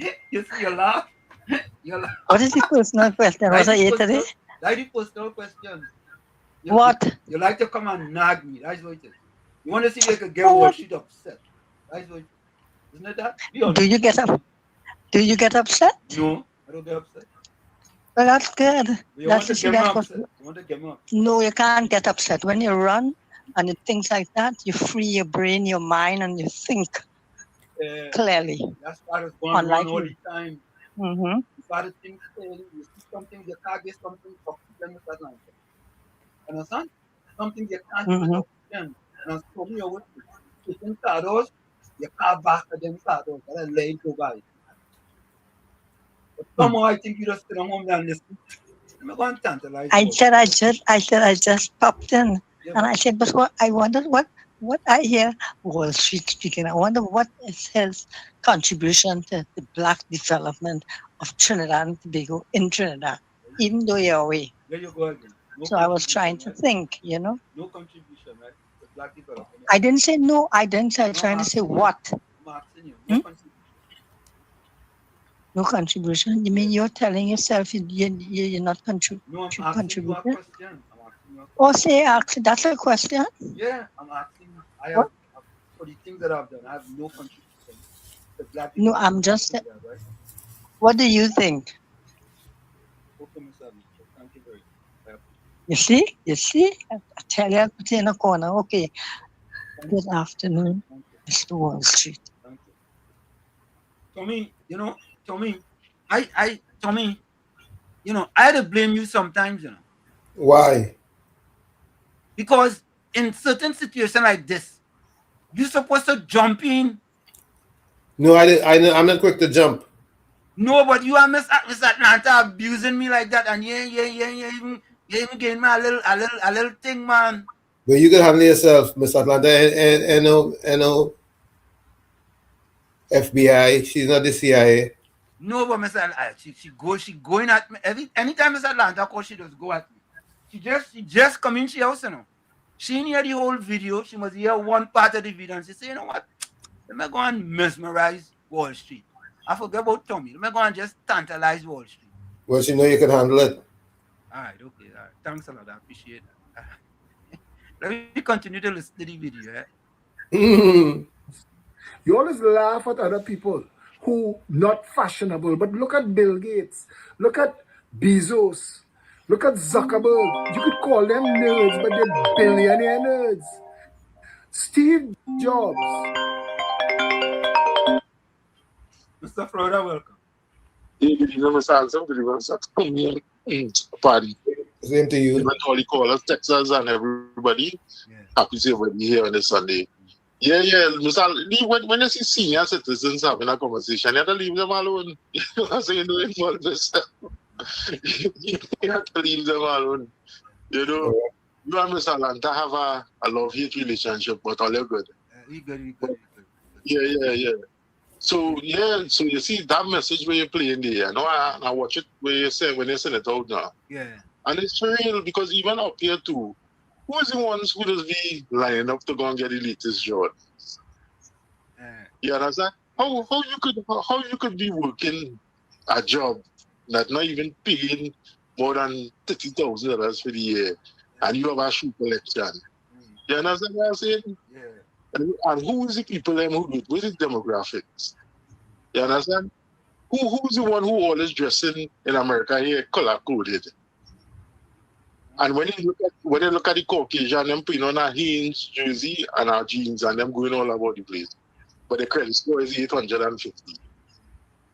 You understand what I'm saying? Yeah. So this is a trend that's happening all over the world, and I don't know why. Because I always appreciate from a young age, I learned money management. Yeah. And this is something we have to start teaching schools in Trinidad about money management. And we need to start to teach it from a young age, from in primary school. Teach them money management. Show them from a small age how it is that you could save something, you don't need something. Because how could you buy stuff and put it down and you only wearing it once a month? What is the sense in that? And these something that I appreciate with this man, Mr. Alexander, is saying, and he's speaking truth because I listened to the whole thing, he's speaking truth. Yeah. So, and you know, Mr. Florida, what people will say, oh God, he's at 1%. Oh, we go talk this dude, and it's about a fella, Tommy partner. If Tommy partner send that to me, you know. Tommy partner send that to me. And he's saying, look at you, we talk about black people. Tommy partner. Yeah, and the same thing when he talking about Trinidadians, it's happening in America too with a certain demographics. And that is why they could never have a good credit score. Correct. Because they always want to live above their needs and they don't understand. But look, let me be real, these young ladies and them now, they have these long nails and how they could cook. You understand? And this is the trend that they're setting for people. Grow long nails, do your hair a certain way, look a certain way, and thinking that is life. That is not life. You know what is life? When you get injured and they could take out 100,000 and they could go and pay for your surgery, you don't want to go and beg nobody. What is life when they could take your family and go on a vacation? But in order to change this mindset, you know what we had to do, Mr. Hanson, Mr. Tommy, and everyone? We have to stop this division in the politics. Let me tell people something. I don't care. I have some of my best partners is Republicans. And I go say, I will still give them a kidney if they want a kidney. You understand? Because we good like that. But what I appreciate about the politics in America, when your party is doing wrong, you speak about it. But I don't care who you vote for. But Trinidad now is if they're running on the PNM and they ain't getting nothing. And they're ashamed to see the wrong going on. Look at the corruption going on in the party right now. And nobody is talking about it. All right, guys, look and listen. I was thinking that. Yeah. Thank you. Tommy? Yes. I want to take your lead on this, right? I want you to tell me what you think about this statement here, right? And we're going for the break right after this. I want you to tell me what you think about this statement. All right? What do you think about this?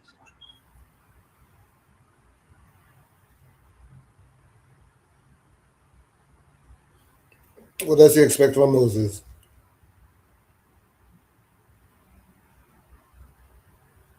What does that mean?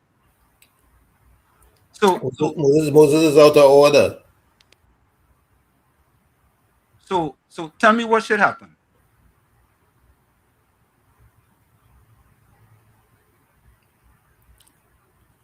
What should happen? Yeah. You're saying he's out of order. What should happen? He can be ignored because. But to me, we always say if you let little things go unchecked, you know what will happen? Yeah. When we come back, we'll deal with it. I will take your advice on this. Okay? All right. Take your advice. So, folks, we're gonna take a quick break. It's in the village with it's Sunday Talk. Let's talk politics with Uncle Tommy, Professor Wall Street, and you on WZYE 95.9 FM. We're gonna take a quick break and we'll be right back. Don't go nowhere.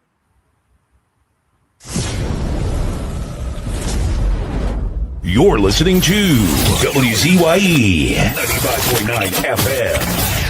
You are listening to WZYE 95.9 FM, the most influential name in Caribbean radio in the tri-state area. Broadcasting from East Orange, New Jersey, the most influential name in Caribbean radio, WZYE 95.9 FM. Laid to rest, laid to rest, laid to rest, laid to rest. It's alleged, it's alleged, it's alleged, it's alleged. Hey, tell them Kamala say PNM dead. Petrochem workers say the party dead, dead, dead. Bubba billions missing from the treasury. Corruption with taxpayers' money. The end is here. Security. PNM dead. Hey, tell them Munilal say PNM dead. Even the 1% say the party dead, dead, dead. They support us mourning and crying. Funeral arrangements they making. The DMO leaving. PNM dead. Condolences to the Balize. SIEP, no more pale pale. The rising sun is ready to govern Trinidad and Tobago for a brighter tomorrow. One, restart the economy. Two, health sector immediate victory. Abolish crime, put sports on the front line. Oh, every pipe must have water. 5, roads smooth as 6. Provide people with work. UNC and making jokes. Tell them drilling say PNM dead. Social media say the party dead, dead, dead. The registered party members in pain. Scarborough to put a spin. Inside sources say PNM dead. Tell them Arnold say PNM dead. Police, army and prison say the party dead, dead, dead. Election night flambeau burning steady. The casket was on the hearse ready. Read the red eulogy. PNM dead, dead, dead. Tell them Kamala say PNM dead. Some of the members say the party dead, dead, dead. When the CARICOM leaders hear what's up, seems like not one of them was in shock. Put them in one big box. PNM dead. Tell them Munilal say PNM dead. Teachers, doctors and nurses say the party dead, dead, dead. All the bad investments and fellas make investors not coming for the work. No more ice cream and cake. PNM dead, dead, dead. The red party showed no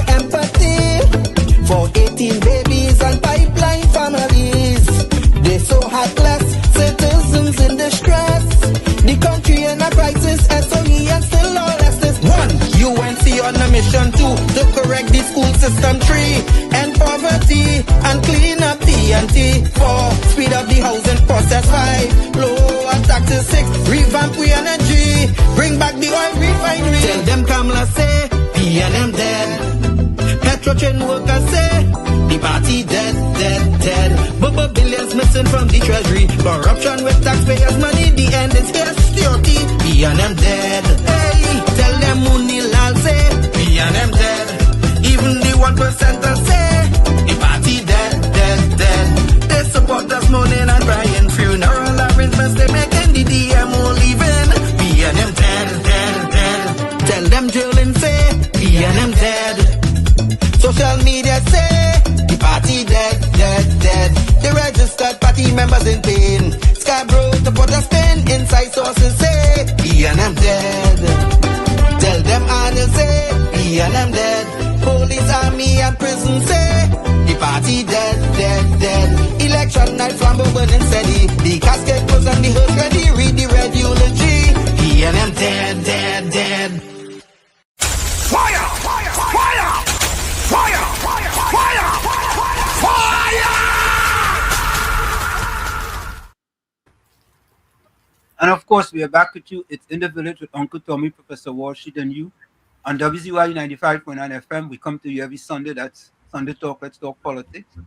We come to you every Sunday from 1 to 4 p.m. That's every Sunday from 1 to 4 p.m. Don't forget, folks, on the video, join us. Share the live, WZYE 95.9 FM on Facebook. Subscribe. WZYE TV on YouTube. And you can reach us here at 973-868-1444. That's 973-868-1444. Also 973-609-6509. 973-609-6509. And don't forget, please share the live. We thank you.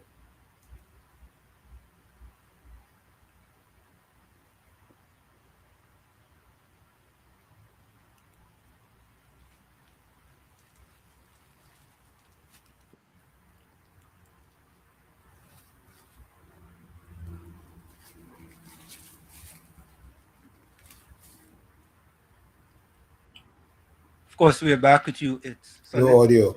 Let's Talk Politics with Uncle Tommy, Professor Walsheed, and WZYE 95.9. Yeah. So, Tommy, that was a video there by Philip Edward Alexander that basically speaks truth to power about the black population in Trinidad and Tobago. About not the whole black population, but a majority of the black population in Trinidad and Tobago. And a lot of people don't want to, a lot of people that look like you and I, Tommy, they don't want to admit that fact, but it's the truth. Yep. It's the absolute truth. You know, and one of the things that we had said, I had said this, is that again, I mean, I know they're taking these PNM lawyers, Tommy, but the PNM lawyers have an abysmal record in Trinidad and Tobago, you know. They have an abysmal record because, as we just said previously, the PNM lost again. But Tommy, so finish your statement regarding this statement. Finish what you think. I think Moses can be ignored because Moses doesn't seem to be.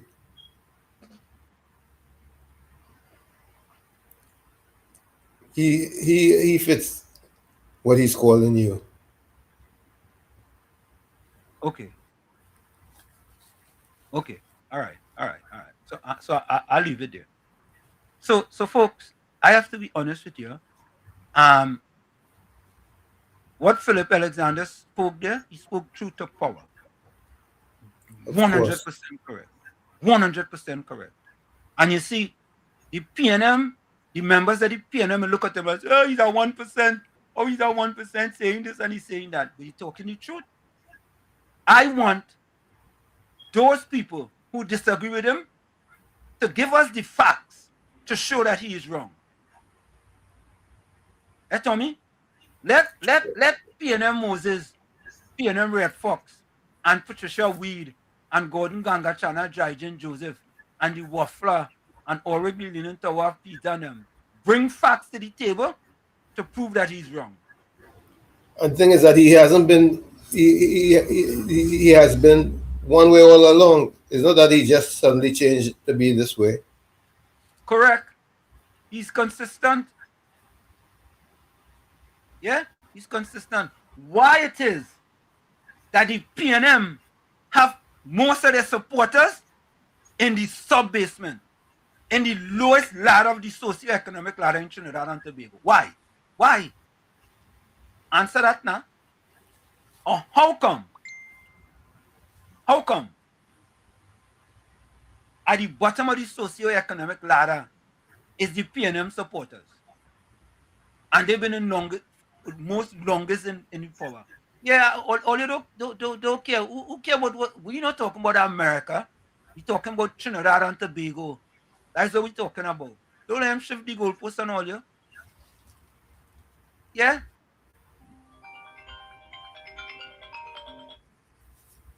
Mr. Atlanta, welcome. I'm Wall Street. I would like to give, you see that last caller before you went on the break? Yeah. I'd like to give him kudos, and a round of applause, because he said what he said is what you are saying, right? Even if we, our community, get money, they are not educated, they are not literate about money. They don't have, they are not financially educated. So you could give them $3 million, it will finish in a day. So, Mr. Atlanta, or in a week. Mr. Atlanta, Yes. That's why I said, if you think education is expensive, try ignorance. I say that all the time. That is exactly what that is, Mr. Atlanta. Yeah, because it's what you do. So it's not so much that you're poor. It's even with your money, what you do with your poor money, your rich money, your big money, what you do with your money. Right? And what he said is true about it. Sometimes I saw a picture with 4 of the richest men just walking casually through, I think it was New York or Los Angeles, or all of them. Nobody with no chain or nothing. The billionaires, a little jersey, T-top, each of them casual. It's just like probably anybody. Nothing of no big expensive watch, no big nothing. I'm not saying they don't have it, but they're not, the money, what you do with your money makes you. Understand? Yeah, Mr. Atlanta, you know what I just said? They have champagne taste and Moby pocket. Moby, yeah. That is a true fact. Champagne taste and Moby pocket. Right? It's like certain people here in the chat, the PNM people in the chat, right? They have champagne taste and Moby pocket.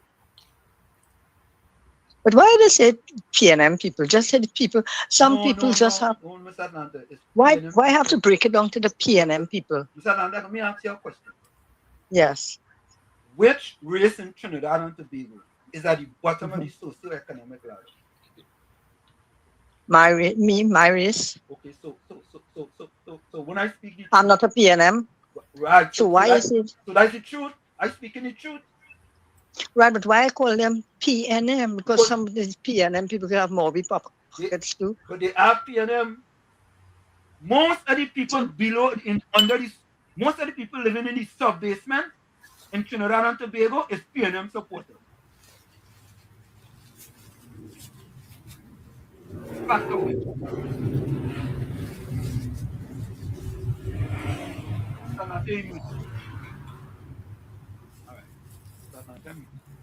Yeah, Tommy, fact or fiction? Most of the people living at the bottom of the socio-economic ladder is PNM supporters. Fact. Okay. Because, Tommy, it's simple, you know. When you have 26% of black people living below the poverty line, that's facts. They may not want to hear it. And here comes your partner, Tommy. Here comes your partner. Right?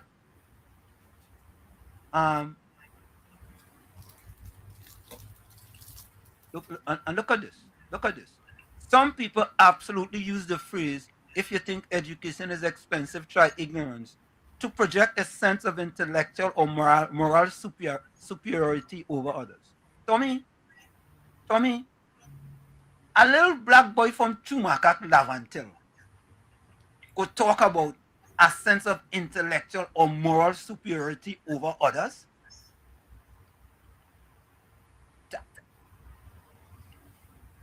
Anyway, for me, you're right. You're absolutely right. You're right. Mr. Carnage, welcome. Good afternoon, Uncle Tommy and Professor Wall Street. Good afternoon. Same to you. Interesting program as always. Realize them licks on this program since after election, but never mind. I listen, you started Anthony Dobain, then you come back with Mr. Philip Alexander. Yeah. I'm trying to get the genesis of your conversation, and I could be some corrected, right? You blame the PNM, you understand? That the position that the Afro-Trinidadian are in today, right? But my question is, when we will get a party for Trinidad and Tobago, boy, instead of because you're going and you could interact whenever you want, the PNM and the PNM, right? So it's going down a party line, right? Afro versus the other party race, right? I'm not going on that line.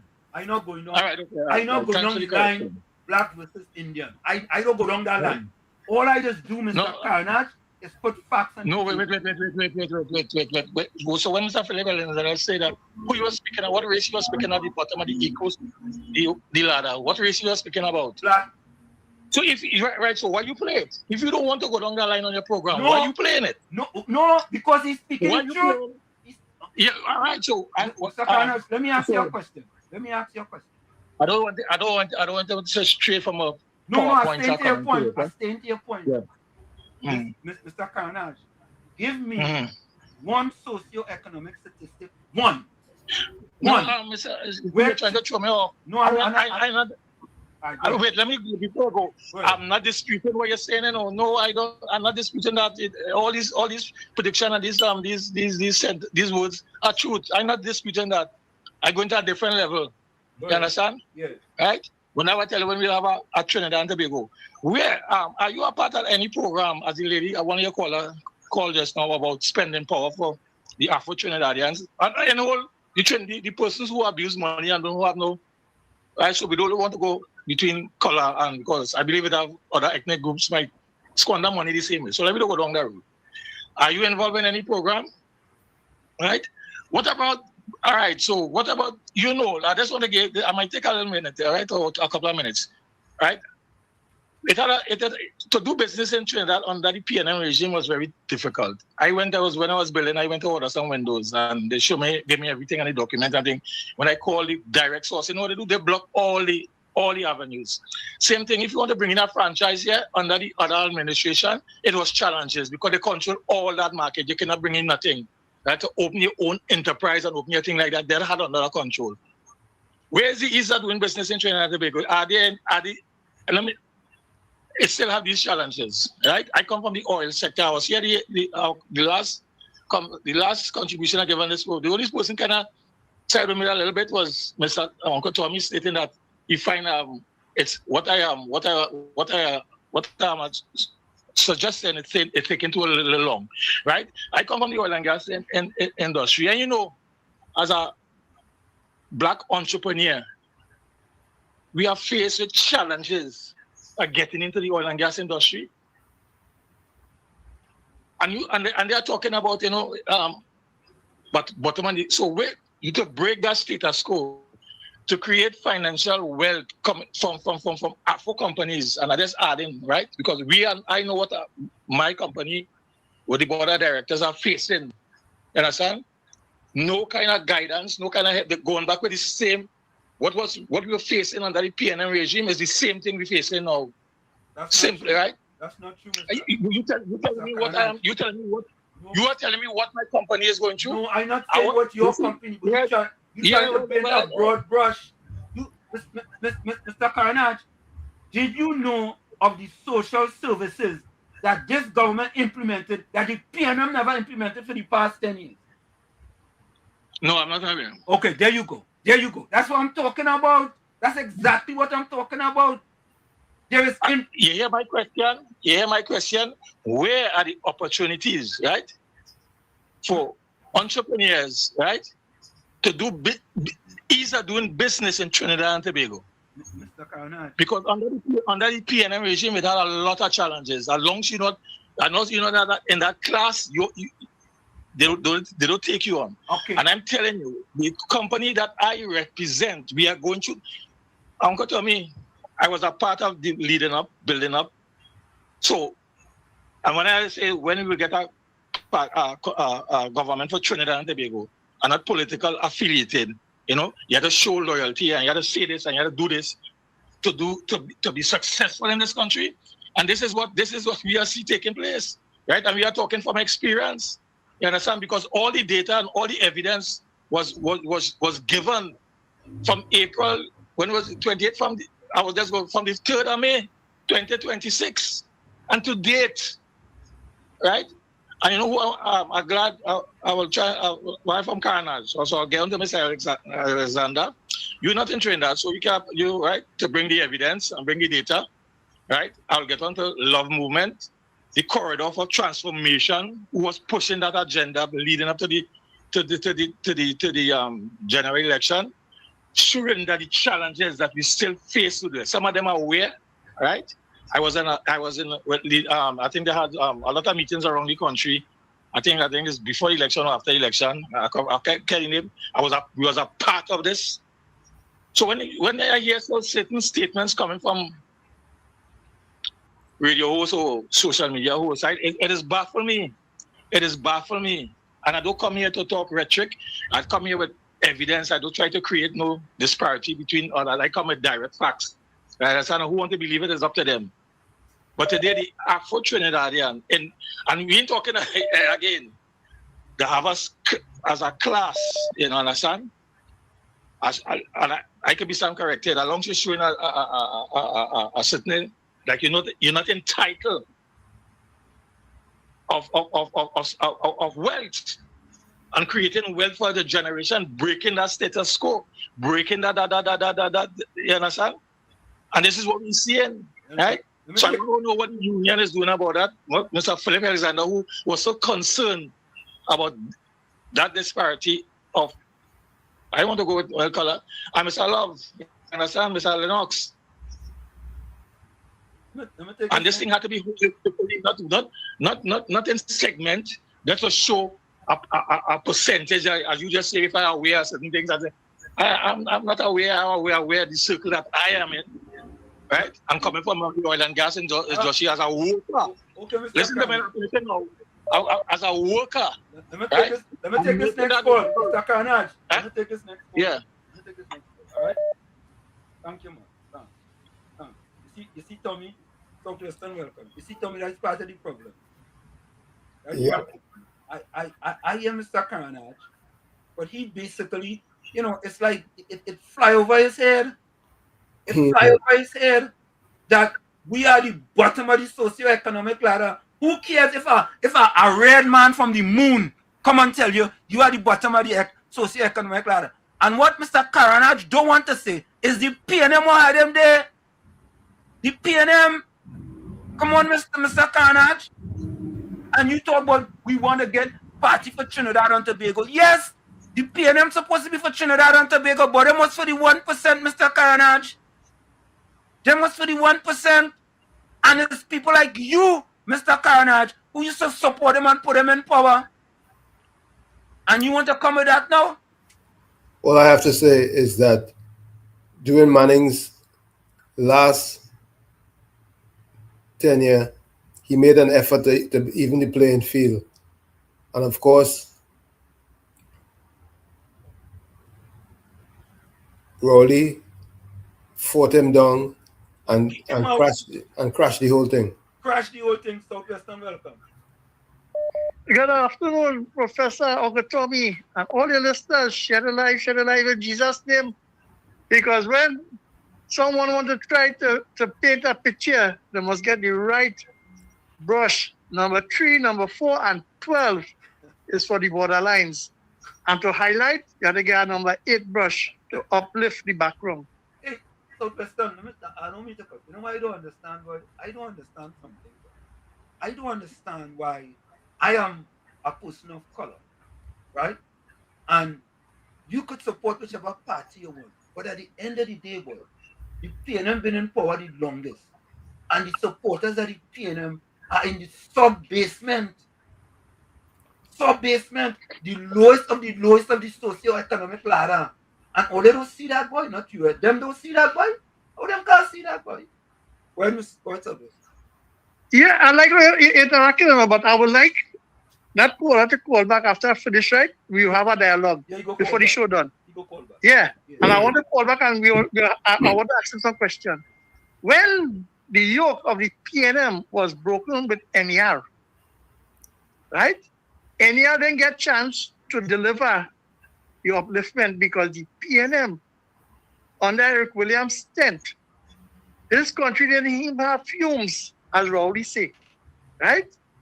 And they had to put in measures, and they went to the IMF. Workers had to put the shoulder to the wheel to save the country. After that, PNM come back in power. The Honorable Basdev Pandey, God rest his soul, he came out of labor and he was fighting tooth and nail, and he was pushing the agenda of the vulnerable African and East Indian across the board.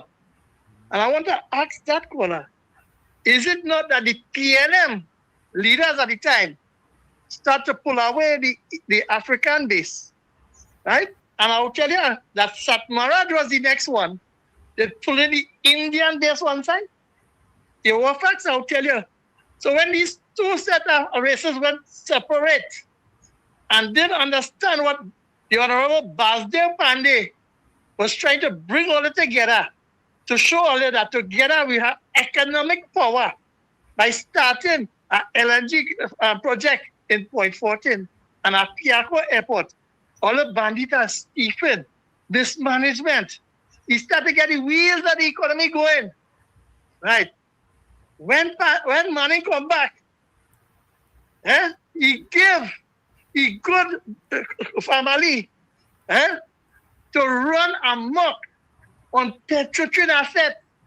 Let me talk about that fella. He did and go on and he had a dialysis machine at his disposal. When if you come from the oil and gas, you'll know that when Manning give the chairmanship, right, the power that he had to mash up the company, that is why up to this day, it had no petrotrin. They said they didn't close it down. That's my heritage. Check who running for the last 10 years. Who is the people getting the 2 years and 3 years contract, brother? Trinma had used to go in, register, and get work. Kamal Maharaj, the trade minister, is getting the companies up and running. The labor minister, if you listen to the programs and what he's saying in Parliament, is getting businesses up and running. Where we are employed, I am all waiting to get employed because your gas industry, where is it in Venezuela, the Dragon? They do a seismic survey, where they do it? Who get the contract? Who get the labor contract? Sukai get the contract to go on the platform and them in Galiota. How much we get out there to get the crumbs to him empty the dustbin? How much we get to him wash tools? Who control the industry and push the small man like me and you, brother? I want to call and tell me that Sukai and them fellas and them, the kind of money and the underpay and the workers of the platform and them, who had the labor contract. And a man is the head at HSC in Trinidad. He get a Shakonia prize, a gold medal. And yet still in heritage, it had mismanagement and accident going on. willy-nilly. Come on, I'll give you a way to call and tell them. Thank you so much. Thank you. Mr. Carnage, you know, your petticoat showing. That's what I have to say. Your petticoat showing. It's showing. That's all I have to say. Your petticoat showing. You understand? Because Trinidad has always been a challenge for the small man. And like I said, Patrick recognized it, God rest his soul, and he was doing something about it. But Rowley came up with a distraction which was called the heart and blew everything up. Tommy, you know, this. Let me tell you this, I hate to be right so many times. Seriously, I hate. When I said a lot of the PNM followers, if you think education is expensive, try ignorance, it applies to them. Read that comment on the screen there, Tommy. Not everyone in Beatham and Laventille is poor. Tommy, you ever hear me say, anybody ever hear me say, everybody in Beatham and Laventille is poor? No, you never said that. Anybody ever hear me say that? That's what I'm telling you. If you think education is expensive, try ignorance. You know, sometimes it's better to keep your mouth shut and make people think you're a fool than to open it and confirm it. I have never said. I see Moses as just a distraction. No, I understand that. I do understand that. I do understand that. You understand? Right? But I grew up in Chumaka, Laventille. It are people who used to work in customs, used to live in the building I grew up in, making 6, 7, 8 times the money my mother was making working in 10 days. Them wasn't poor. They were living in the same building we were living in. But them wasn't poor. How you gonna be working in custom, Tommy, as a custom officer and you poor? Except if you're blowing your money. Except if you're blowing your money. You understand? Them get an opportunity to get it where it's at. They get an apartment and they're paying $15 a month rent. And they're paying them. Why they ain't gonna take it? Why not? Why not? Boy, I just feel sorry for them PNM supporters, boy. You know? Can you imagine that, boy? Can you imagine that? Yes, Southwestern. Sorry to call back, but I want to finish the conversation. So when he called back, actually, you know, the fair share bill and the equal opportunity, right? Yeah. That Basdeo Pandey had introduced. I want to ask you what the PNM do with the fair share part of it. And because the equal opportunity is still there and the freedom of the press. So when he called, there is a party for Trinidad and people. All right. What else is that party? You keep calling back. Let me take your call. Mr. Carnage, welcome. Yes, good afternoon again. I was online, listening to the guy who said he wanted us to interact, Yeah. You make a statement saying my petticoat children. I'll give you the opportunity. You go on my Facebook account, right? Type in, I will send you my number or my abbreviation because you label me as a PNM, you understand? Right? And if you're anybody in Carnage, right? Know anybody in the political arena in Carnage, ask them about me, I will send you my alias, something like that. You see, all quick to judge. Well, let me ask you a question, Mr. Carnage. What party you support? Yeah. What party you support? I come from the movement of social justice, and you're supposed to know that I give you. No, yeah, well, that's the reason why I asked you, because somebody in the chat said you supported David Abdullah. Yeah. Well, I'm wrong with that. It have 2 members of the MSJ are part of this government now. 2 prominent members, 2 executive, and we are proud because it's the teaching they get, right? And what we stand for to make themselves 2 excellent members of parliament today. You understand? Right? And again, so in the chat, what if I support David Abdullah? You are David Abdullah on your program leading up to the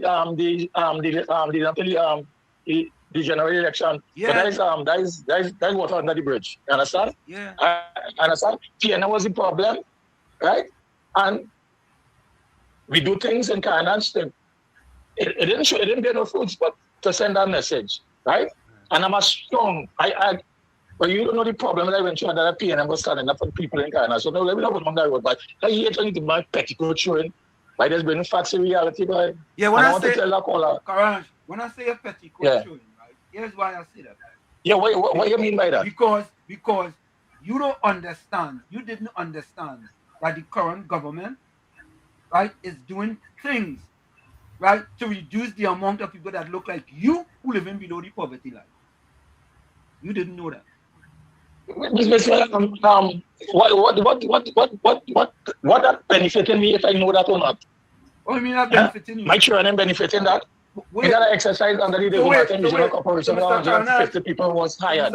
My children wasn't part of that. Mr. Carnage, you have to get. My wife was victimized under this administration.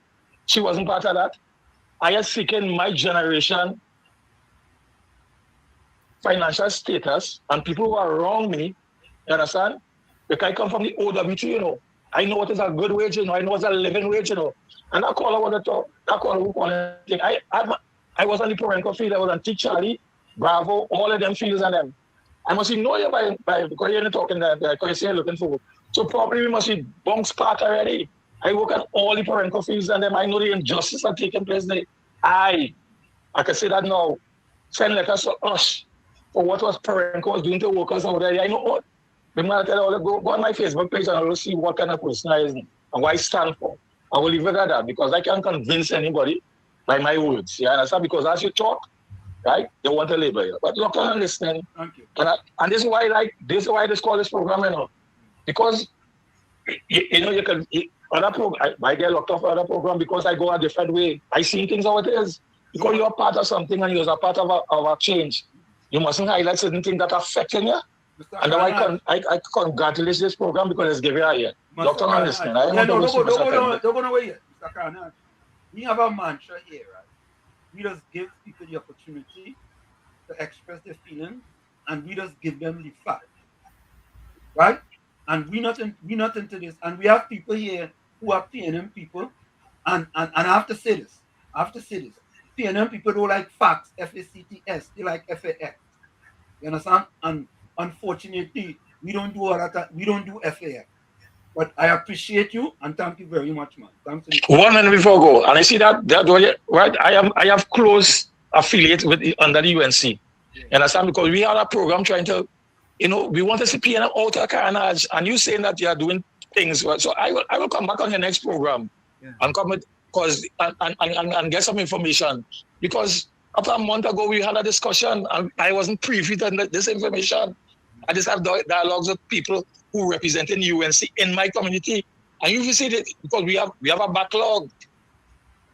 Local election is coming up, and we have a backlog. And if it continues like that, PNM will just win this corporation. So when you see that information I get here today, I will take it to the relevant persons who are dealing with because we want to know what's going on. Thank you. Doctor, understand. I will leave my comments for that program because I'm very observant. Thank you. Good program as always. Thank you. And listen to this fella. You see, this fella is such a hypocrite, yeah? Caller, you should know how things go. If you don't say anything good, if it's a lie about the UNC, the 6.5 will say not that they believe it. You are PNM. So Tommy, if I say a petticoat showing, that means there's a PNM. Eh? Ah, boy. If I say a petticoat showing, Tommy, you don't know that slang in Trinidad and Tobago? Of course. When we in Laventille and a woman walking down there say, "Mommy, Tanty, your petticoat showing," you know. You see, if you think education is expensive, try ignorance. But Tommy, it's too late. We go do fraud of the week tomorrow. Mm. We go do it tomorrow. But Tommy, you see what I'm saying? That's exactly what I'm saying. I tell Mr. Carnage petticoat showing, and them jump to the conclusion when I say that, I say he is a PNM. No, Mr. Carnal. I never said he was a PNM. I just said your petticoat showing. You don't have to stop making up these things, right? I tell you, Because whenever I make it up, but Tommy, you see, we talk about Philip Alexander, and that is so important because many of the PNM supporters in Trinidad and Tobago do not want to face up to the fact of what Philip Alexander is saying. but he's speaking truth. Correct, Tommy. He's speaking truth to power. The man talking the truth. And if, I don't care if he is a Martian on Mars, Jupiter, or even Uranus, hello, even Uranus, I don't care. And a man speaking truth to power, I listening to that. But that is the problem with us, Tommy. You know, and that's why we continue to support the PNM. Look, all of a sudden, Dominic Hadid understands now what it is for a poor person to go in a cell and have to go and stand up over a hole or have cockroaches in there. Yep. And who did he get all that land up there under? Who gave him all that land up there to get blue water, Tommy? How you get all that land up there? The PNM. Look, and all they want to say the PNM, we love you, so we take great care of you. Yeah? But listen to this one. Listen, this is a blast from the past. I don't even remember who sent me this. But I want you all to listen to this one. Listen to this. Whatever her name is, I don't remember her name. Somebody sent me this. Listen to this. I don't know. I think she's on the other side now. I ain't sure. But somebody go tell me in the chat. Listen. Trinidad and Tobago, pleasant good morning.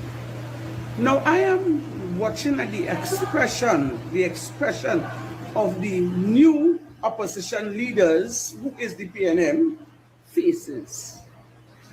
And I want to ask all a question, the opposition leader now, the new opposition leaders, the PNM, what are they expecting from the citizens of Trinidad and Tobago?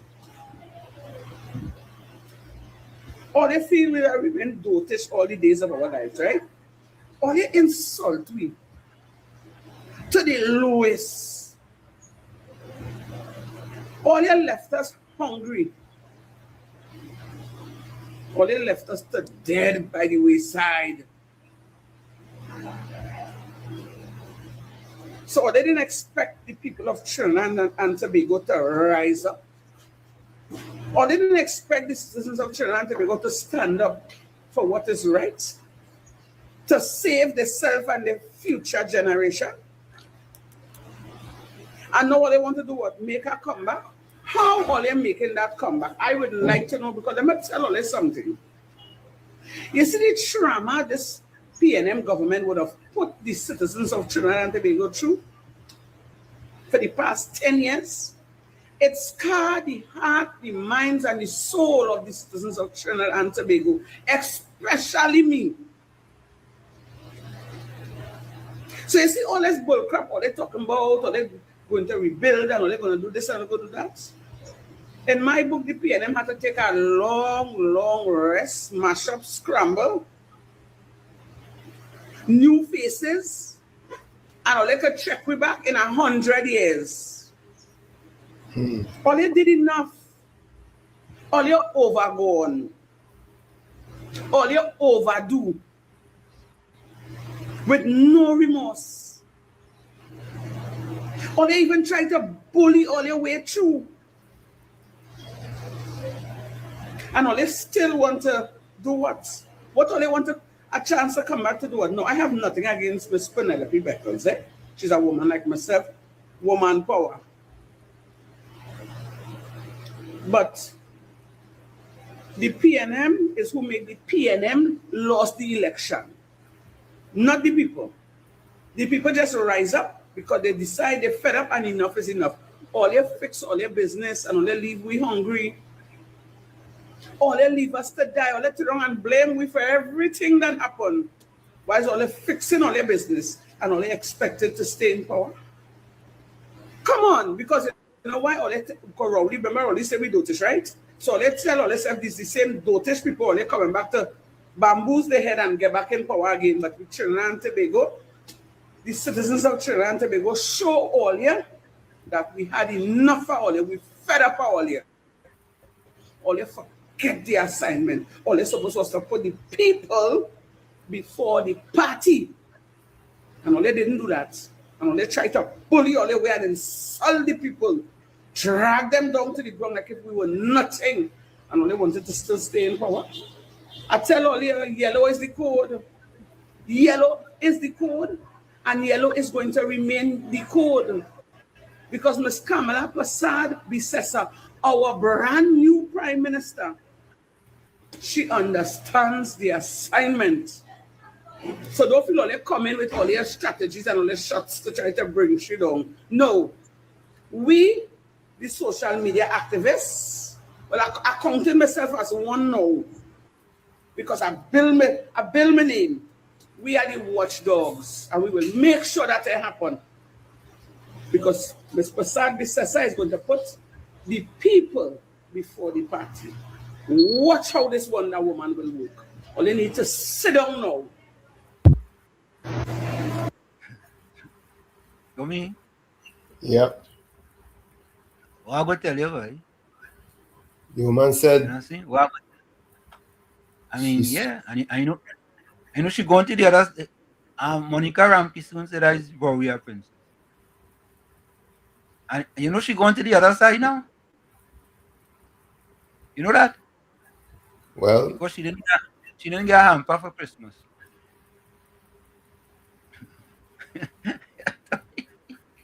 So me, I tell you, I tell them, I just tell them, I say, folks, you cannot be half pregnant.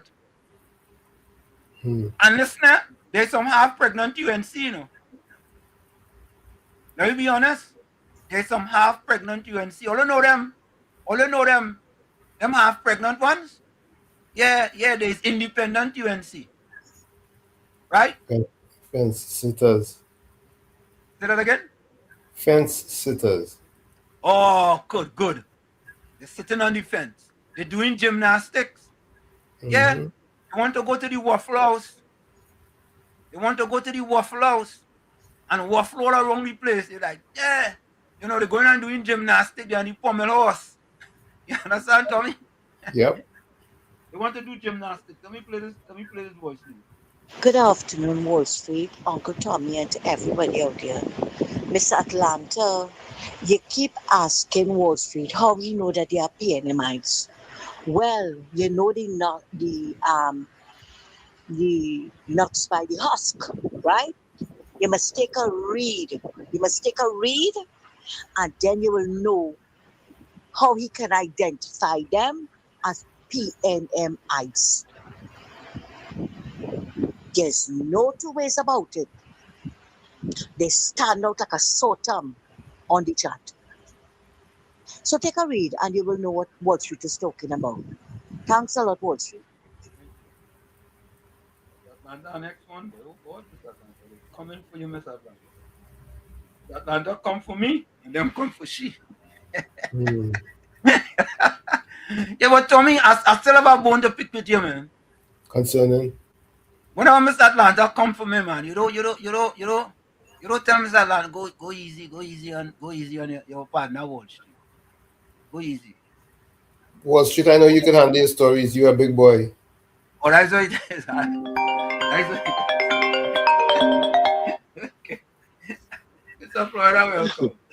You can even give us answer, Mr. Toffee, and everyone. Mr. Florida, the Patricia weed now in the chat, eh?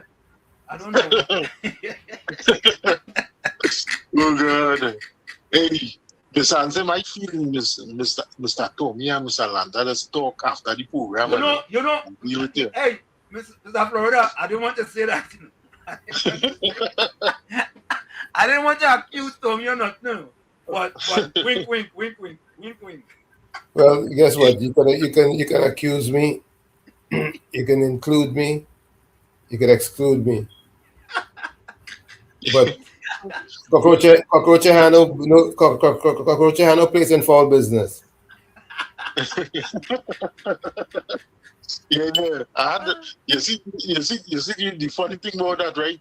Anytime she calls, she does always mention Mr. Tommy first, and so like I think she just forget she on live instead of a personal call. But anyhow, It's like when Wow. Aisha call. Yeah, when Aisha call. okay. Tommy! But I see love.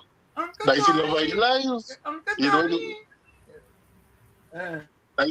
Yeah, anytime Aisha call, you stick 20 years away from Mr. Tommy. You back like a you. Our boys just But beat him, boy. Our boys just beat. you see, you see, I understand what Mr. Karen is saying, eh? But still, when Petrotrin was running, I used to work in oil and gas, and I used to work Petrotrin too. 90% of the people who was employed in Petrotrin was African. And you cannot tell me no. And you had a PNM government to take that from them. And you see, the thing is, when it used to shut down, some of these young men and them used to work for $20,000 after the month, you know. And when a week after they come back, you can hold out 20 or where the money just go. You see, in order for us black people to have businesses in Trinidad, we have to change the mindset of the African people to support us. Not because if Mr. Anselm open a business and Mr. Anselm had an old van and in a year time Mr. Anselm buy a BMW, you go stop supporting, you go say, nah, he making too much money. We had to get this out of our mind and take our spending power and spend it towards black businesses when they open. Don't go to the Chinaman and don't go to the Syrian and don't go to that and say, nah, because they have a 20 for plenty. That's how they just fool all you. They go have 10 pieces of chicken for $100 and they go fool you with that. And you go and spend $100 instead of spending it and have somebody in the community who will in turn hire their own African people to work in the establishment. You think these small business people, if they have 4 or 5 branches and they, who you think will be the first preference to hire? And they don't care if they come from Lavantil, they don't care if they come from Mova, they don't care. They're helping the people. And this is what we have to get in our minds and come out of this mental slavery lockdown PNM put in our mind. All right, guys, everybody have a good activity till we see tomorrow. Thank you. Folks, put your closing comments in the chat and send your closing vote. You know, for me, it's just really kind of sad because, you know, they had a program in South Africa, Tommy, where the program was to, and they have a program too in New York City, Tommy. Whereas that for certain contract, Tommy, minority business have to get at least 15% of those contracts. Right? And the former mentioned a president of one of them companies. And she used to get, the reason our company became big is because of the minority contract she get in New York because of that set aside, because of the set aside. And I told the PNM, I said, why you all don't have 10 to 15% of those contracts set aside for minority businesses in Trinidad and Tobago? Now, what I'm saying is this. Yeah. I keep saying it, but I don't know if it's going over people's head. I moved back to Trinidad because Patrick Manning put policies in place equivalent to set aside. You could call it that. Yeah. And things were going well. I cashed in all my chips, decided to invest fully, partnered up with some other Trinidad Americans. And we decided that we were going to go hard. But we had to fight on two levels. We had to fight politically and socially. But the political battle is what broke our back and made us take a huge loss.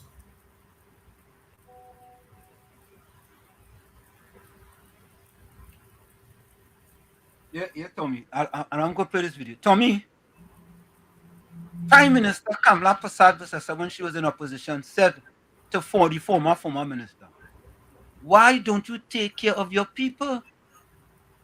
She said that. Prime Minister Kamala Persad said that.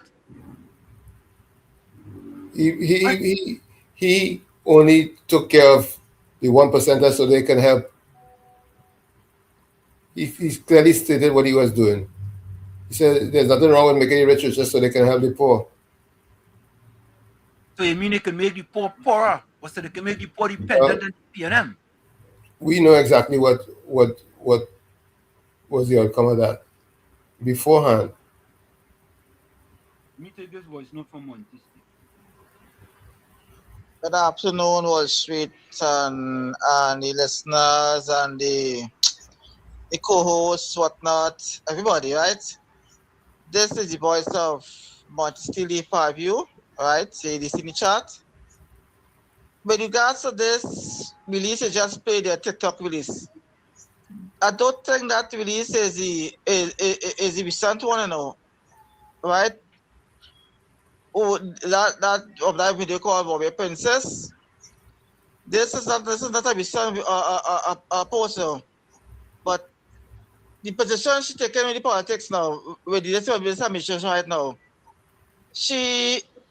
I don't think she's supporting this regime, this submission anymore, you know.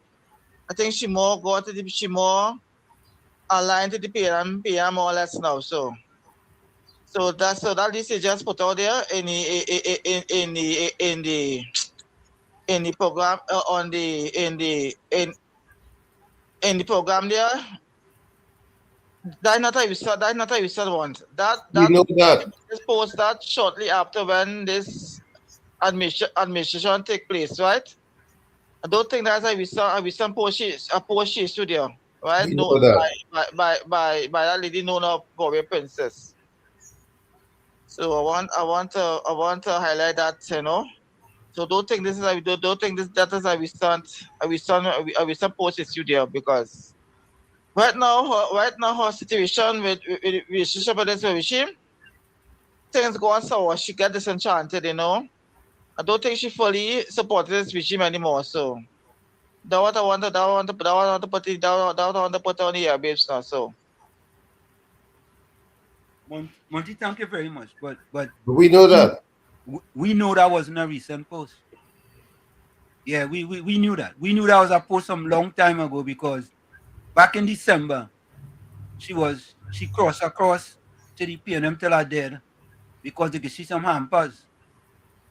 You understand? So we know that wasn't a recent post, but we just played that for you to listen to what she had to say about the PNM.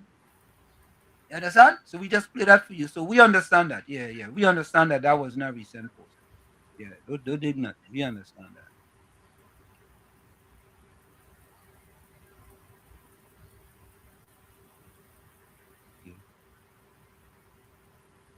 that. I don't understand this.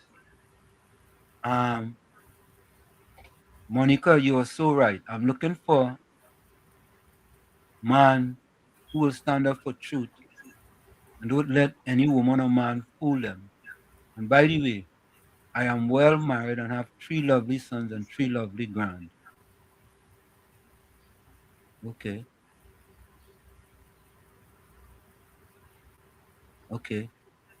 Who will stand up for truth?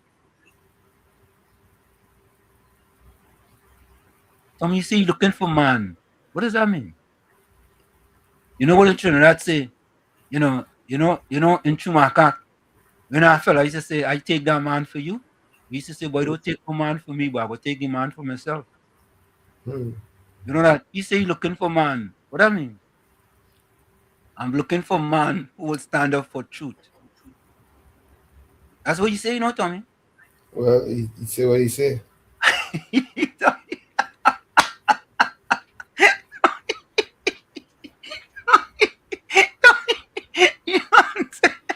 I am looking for man who stand up for truth. You say what you say. What you say. You say what you doing. I mean, if no, you mean something else, Tommy. Well, Yeah, I don't think that's what you. I think what you write, he didn't mean. He mean to I say think something. you know exactly what he said. But you see, Tommy, it goes back again. If you think education is expensive, try ignorance. We, you know, that's sad enough, boy. Well, he looking for man. Okay. Volsang said the P&M mismanagement is constantly being referred to as the last 9 years. Need I remind you, all the P&M have been at it since 1956. What's that? And Volsang, you're correct, Think about all the years the P&M was in power. Think about all them years the P&M was in power. Tommy, I want to, before we go for the break, and before I give you my closing comment, Tommy,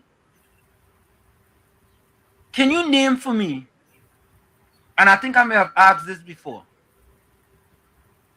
name one, how I could put it, boy, one major black business that has been established under the P&M rule. One major black business that has been established under the P&M rule. One major business of color that has been established under the P&M rule. One. But we're going to take that break, folks, and don't forget, put your closing comments in the chat. We're going to take that break, and we're going to be right back. Hey, Mr. Carnage, maybe you could help us with this. One. No, Mr. Carnage ain't going to help us. Oh, yeah, maybe P&M Red Fox can help us. Give us one major black business that has been established under the P&M rule. One. Just one. Let's take that break. We'll be right back. Stick and stay. It's Sunday Talk. Let's talk politics with Uncle Tommy, Professor Washington. We'll be right back. You're listening to WZYE 95.9 FM.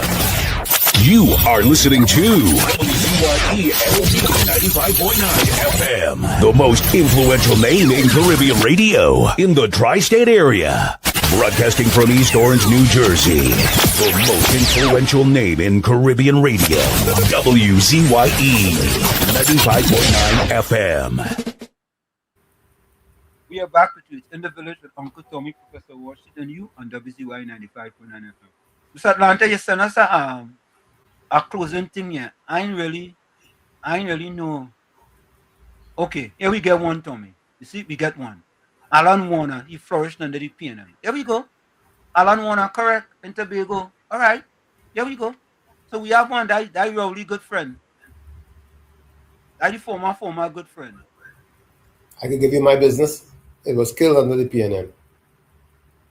No, we talking about who was established. We ain't talking about who was killed. Okay. Yeah. We want one was killed. All right. What, look, 50-50. Who is that, boy? You have been paid to talk nonsense. Who is that? Oh, I wonder if that's a UNC follower, boy. 50-50. What's your real name? Anyway, Mr. Atlanta, I understand the thing you sent us is just BE. I understand it.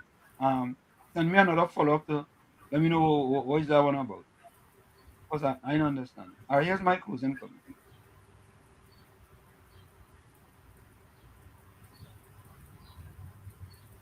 Here we go. God. Good morning, God. Today is Sunday, June 28. Father, as this month comes to an end, I pause to thank you for every moment you carried me through. There were battles I never spoke about, worries I kept in my heart, and days when I felt tired, yet your hand never left me. As I enter this final Sunday of June, I choose to let go of everything that weighs me down and place it in your hands. Thank you for every door you opened, every prayer you answered, and every blessing I did not even realize was coming from you. Prepare my heart for a new week and a new month. Fill me with peace where there is uncertainty, strength where there is weakness, and faith where there is fear. May I never forget that my future is not in the hands of circumstances, but in the hands of a faithful God. I trust you with what is behind me, what is before me, and everything in between. In Jesus' name, amen.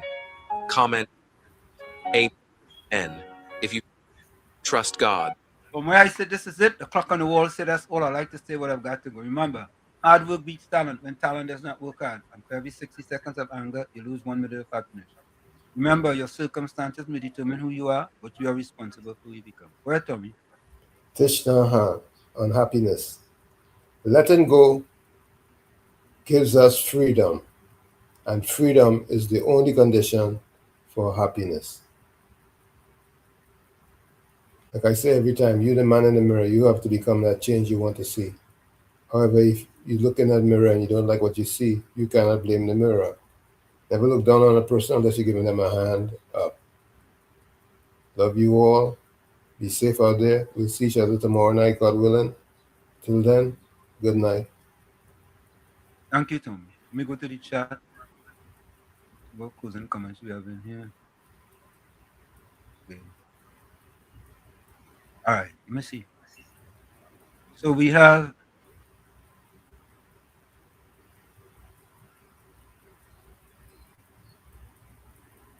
PNM Red Fox says, a prime minister cannot successfully or legally run a democratic country by only looking after their own ethnic group. Whoever said that? Nobody said he look at somebody only. Who said that?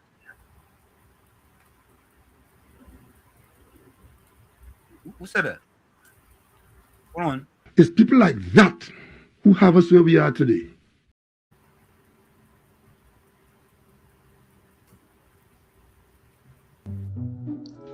Stay off the weed.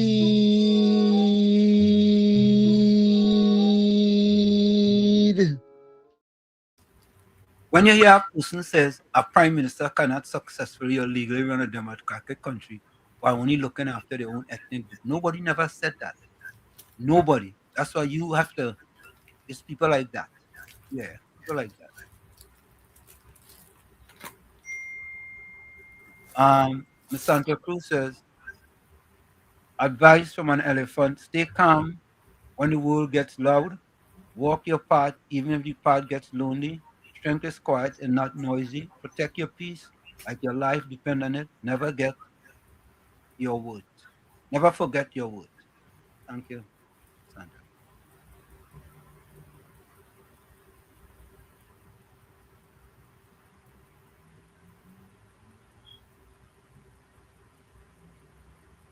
Okay, let me see.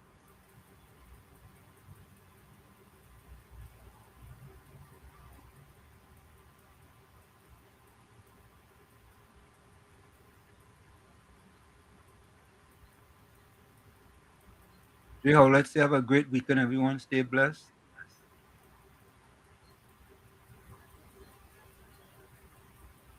Humans invented mirrors, but later used filters because the mirror was too honest.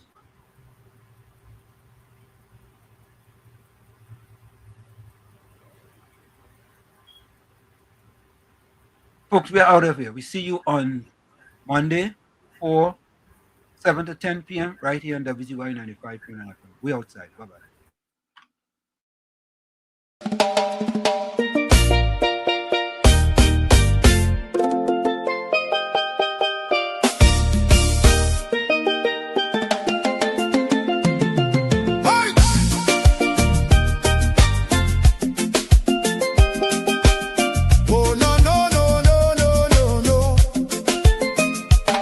Lord, we tune into WZYE 95.9. Your word right in the airwaves, shining bright and fine.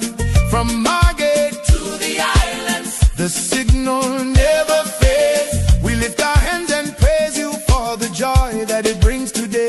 Bless Mr. Wall Street, Uncle Tommy, all the viewers too. Every viewer, every caller, every chatter in the crew. Pour your favor on the station. Let the Holy Ghost flow free. WZYE 95.9 broadcasting victory. Ha!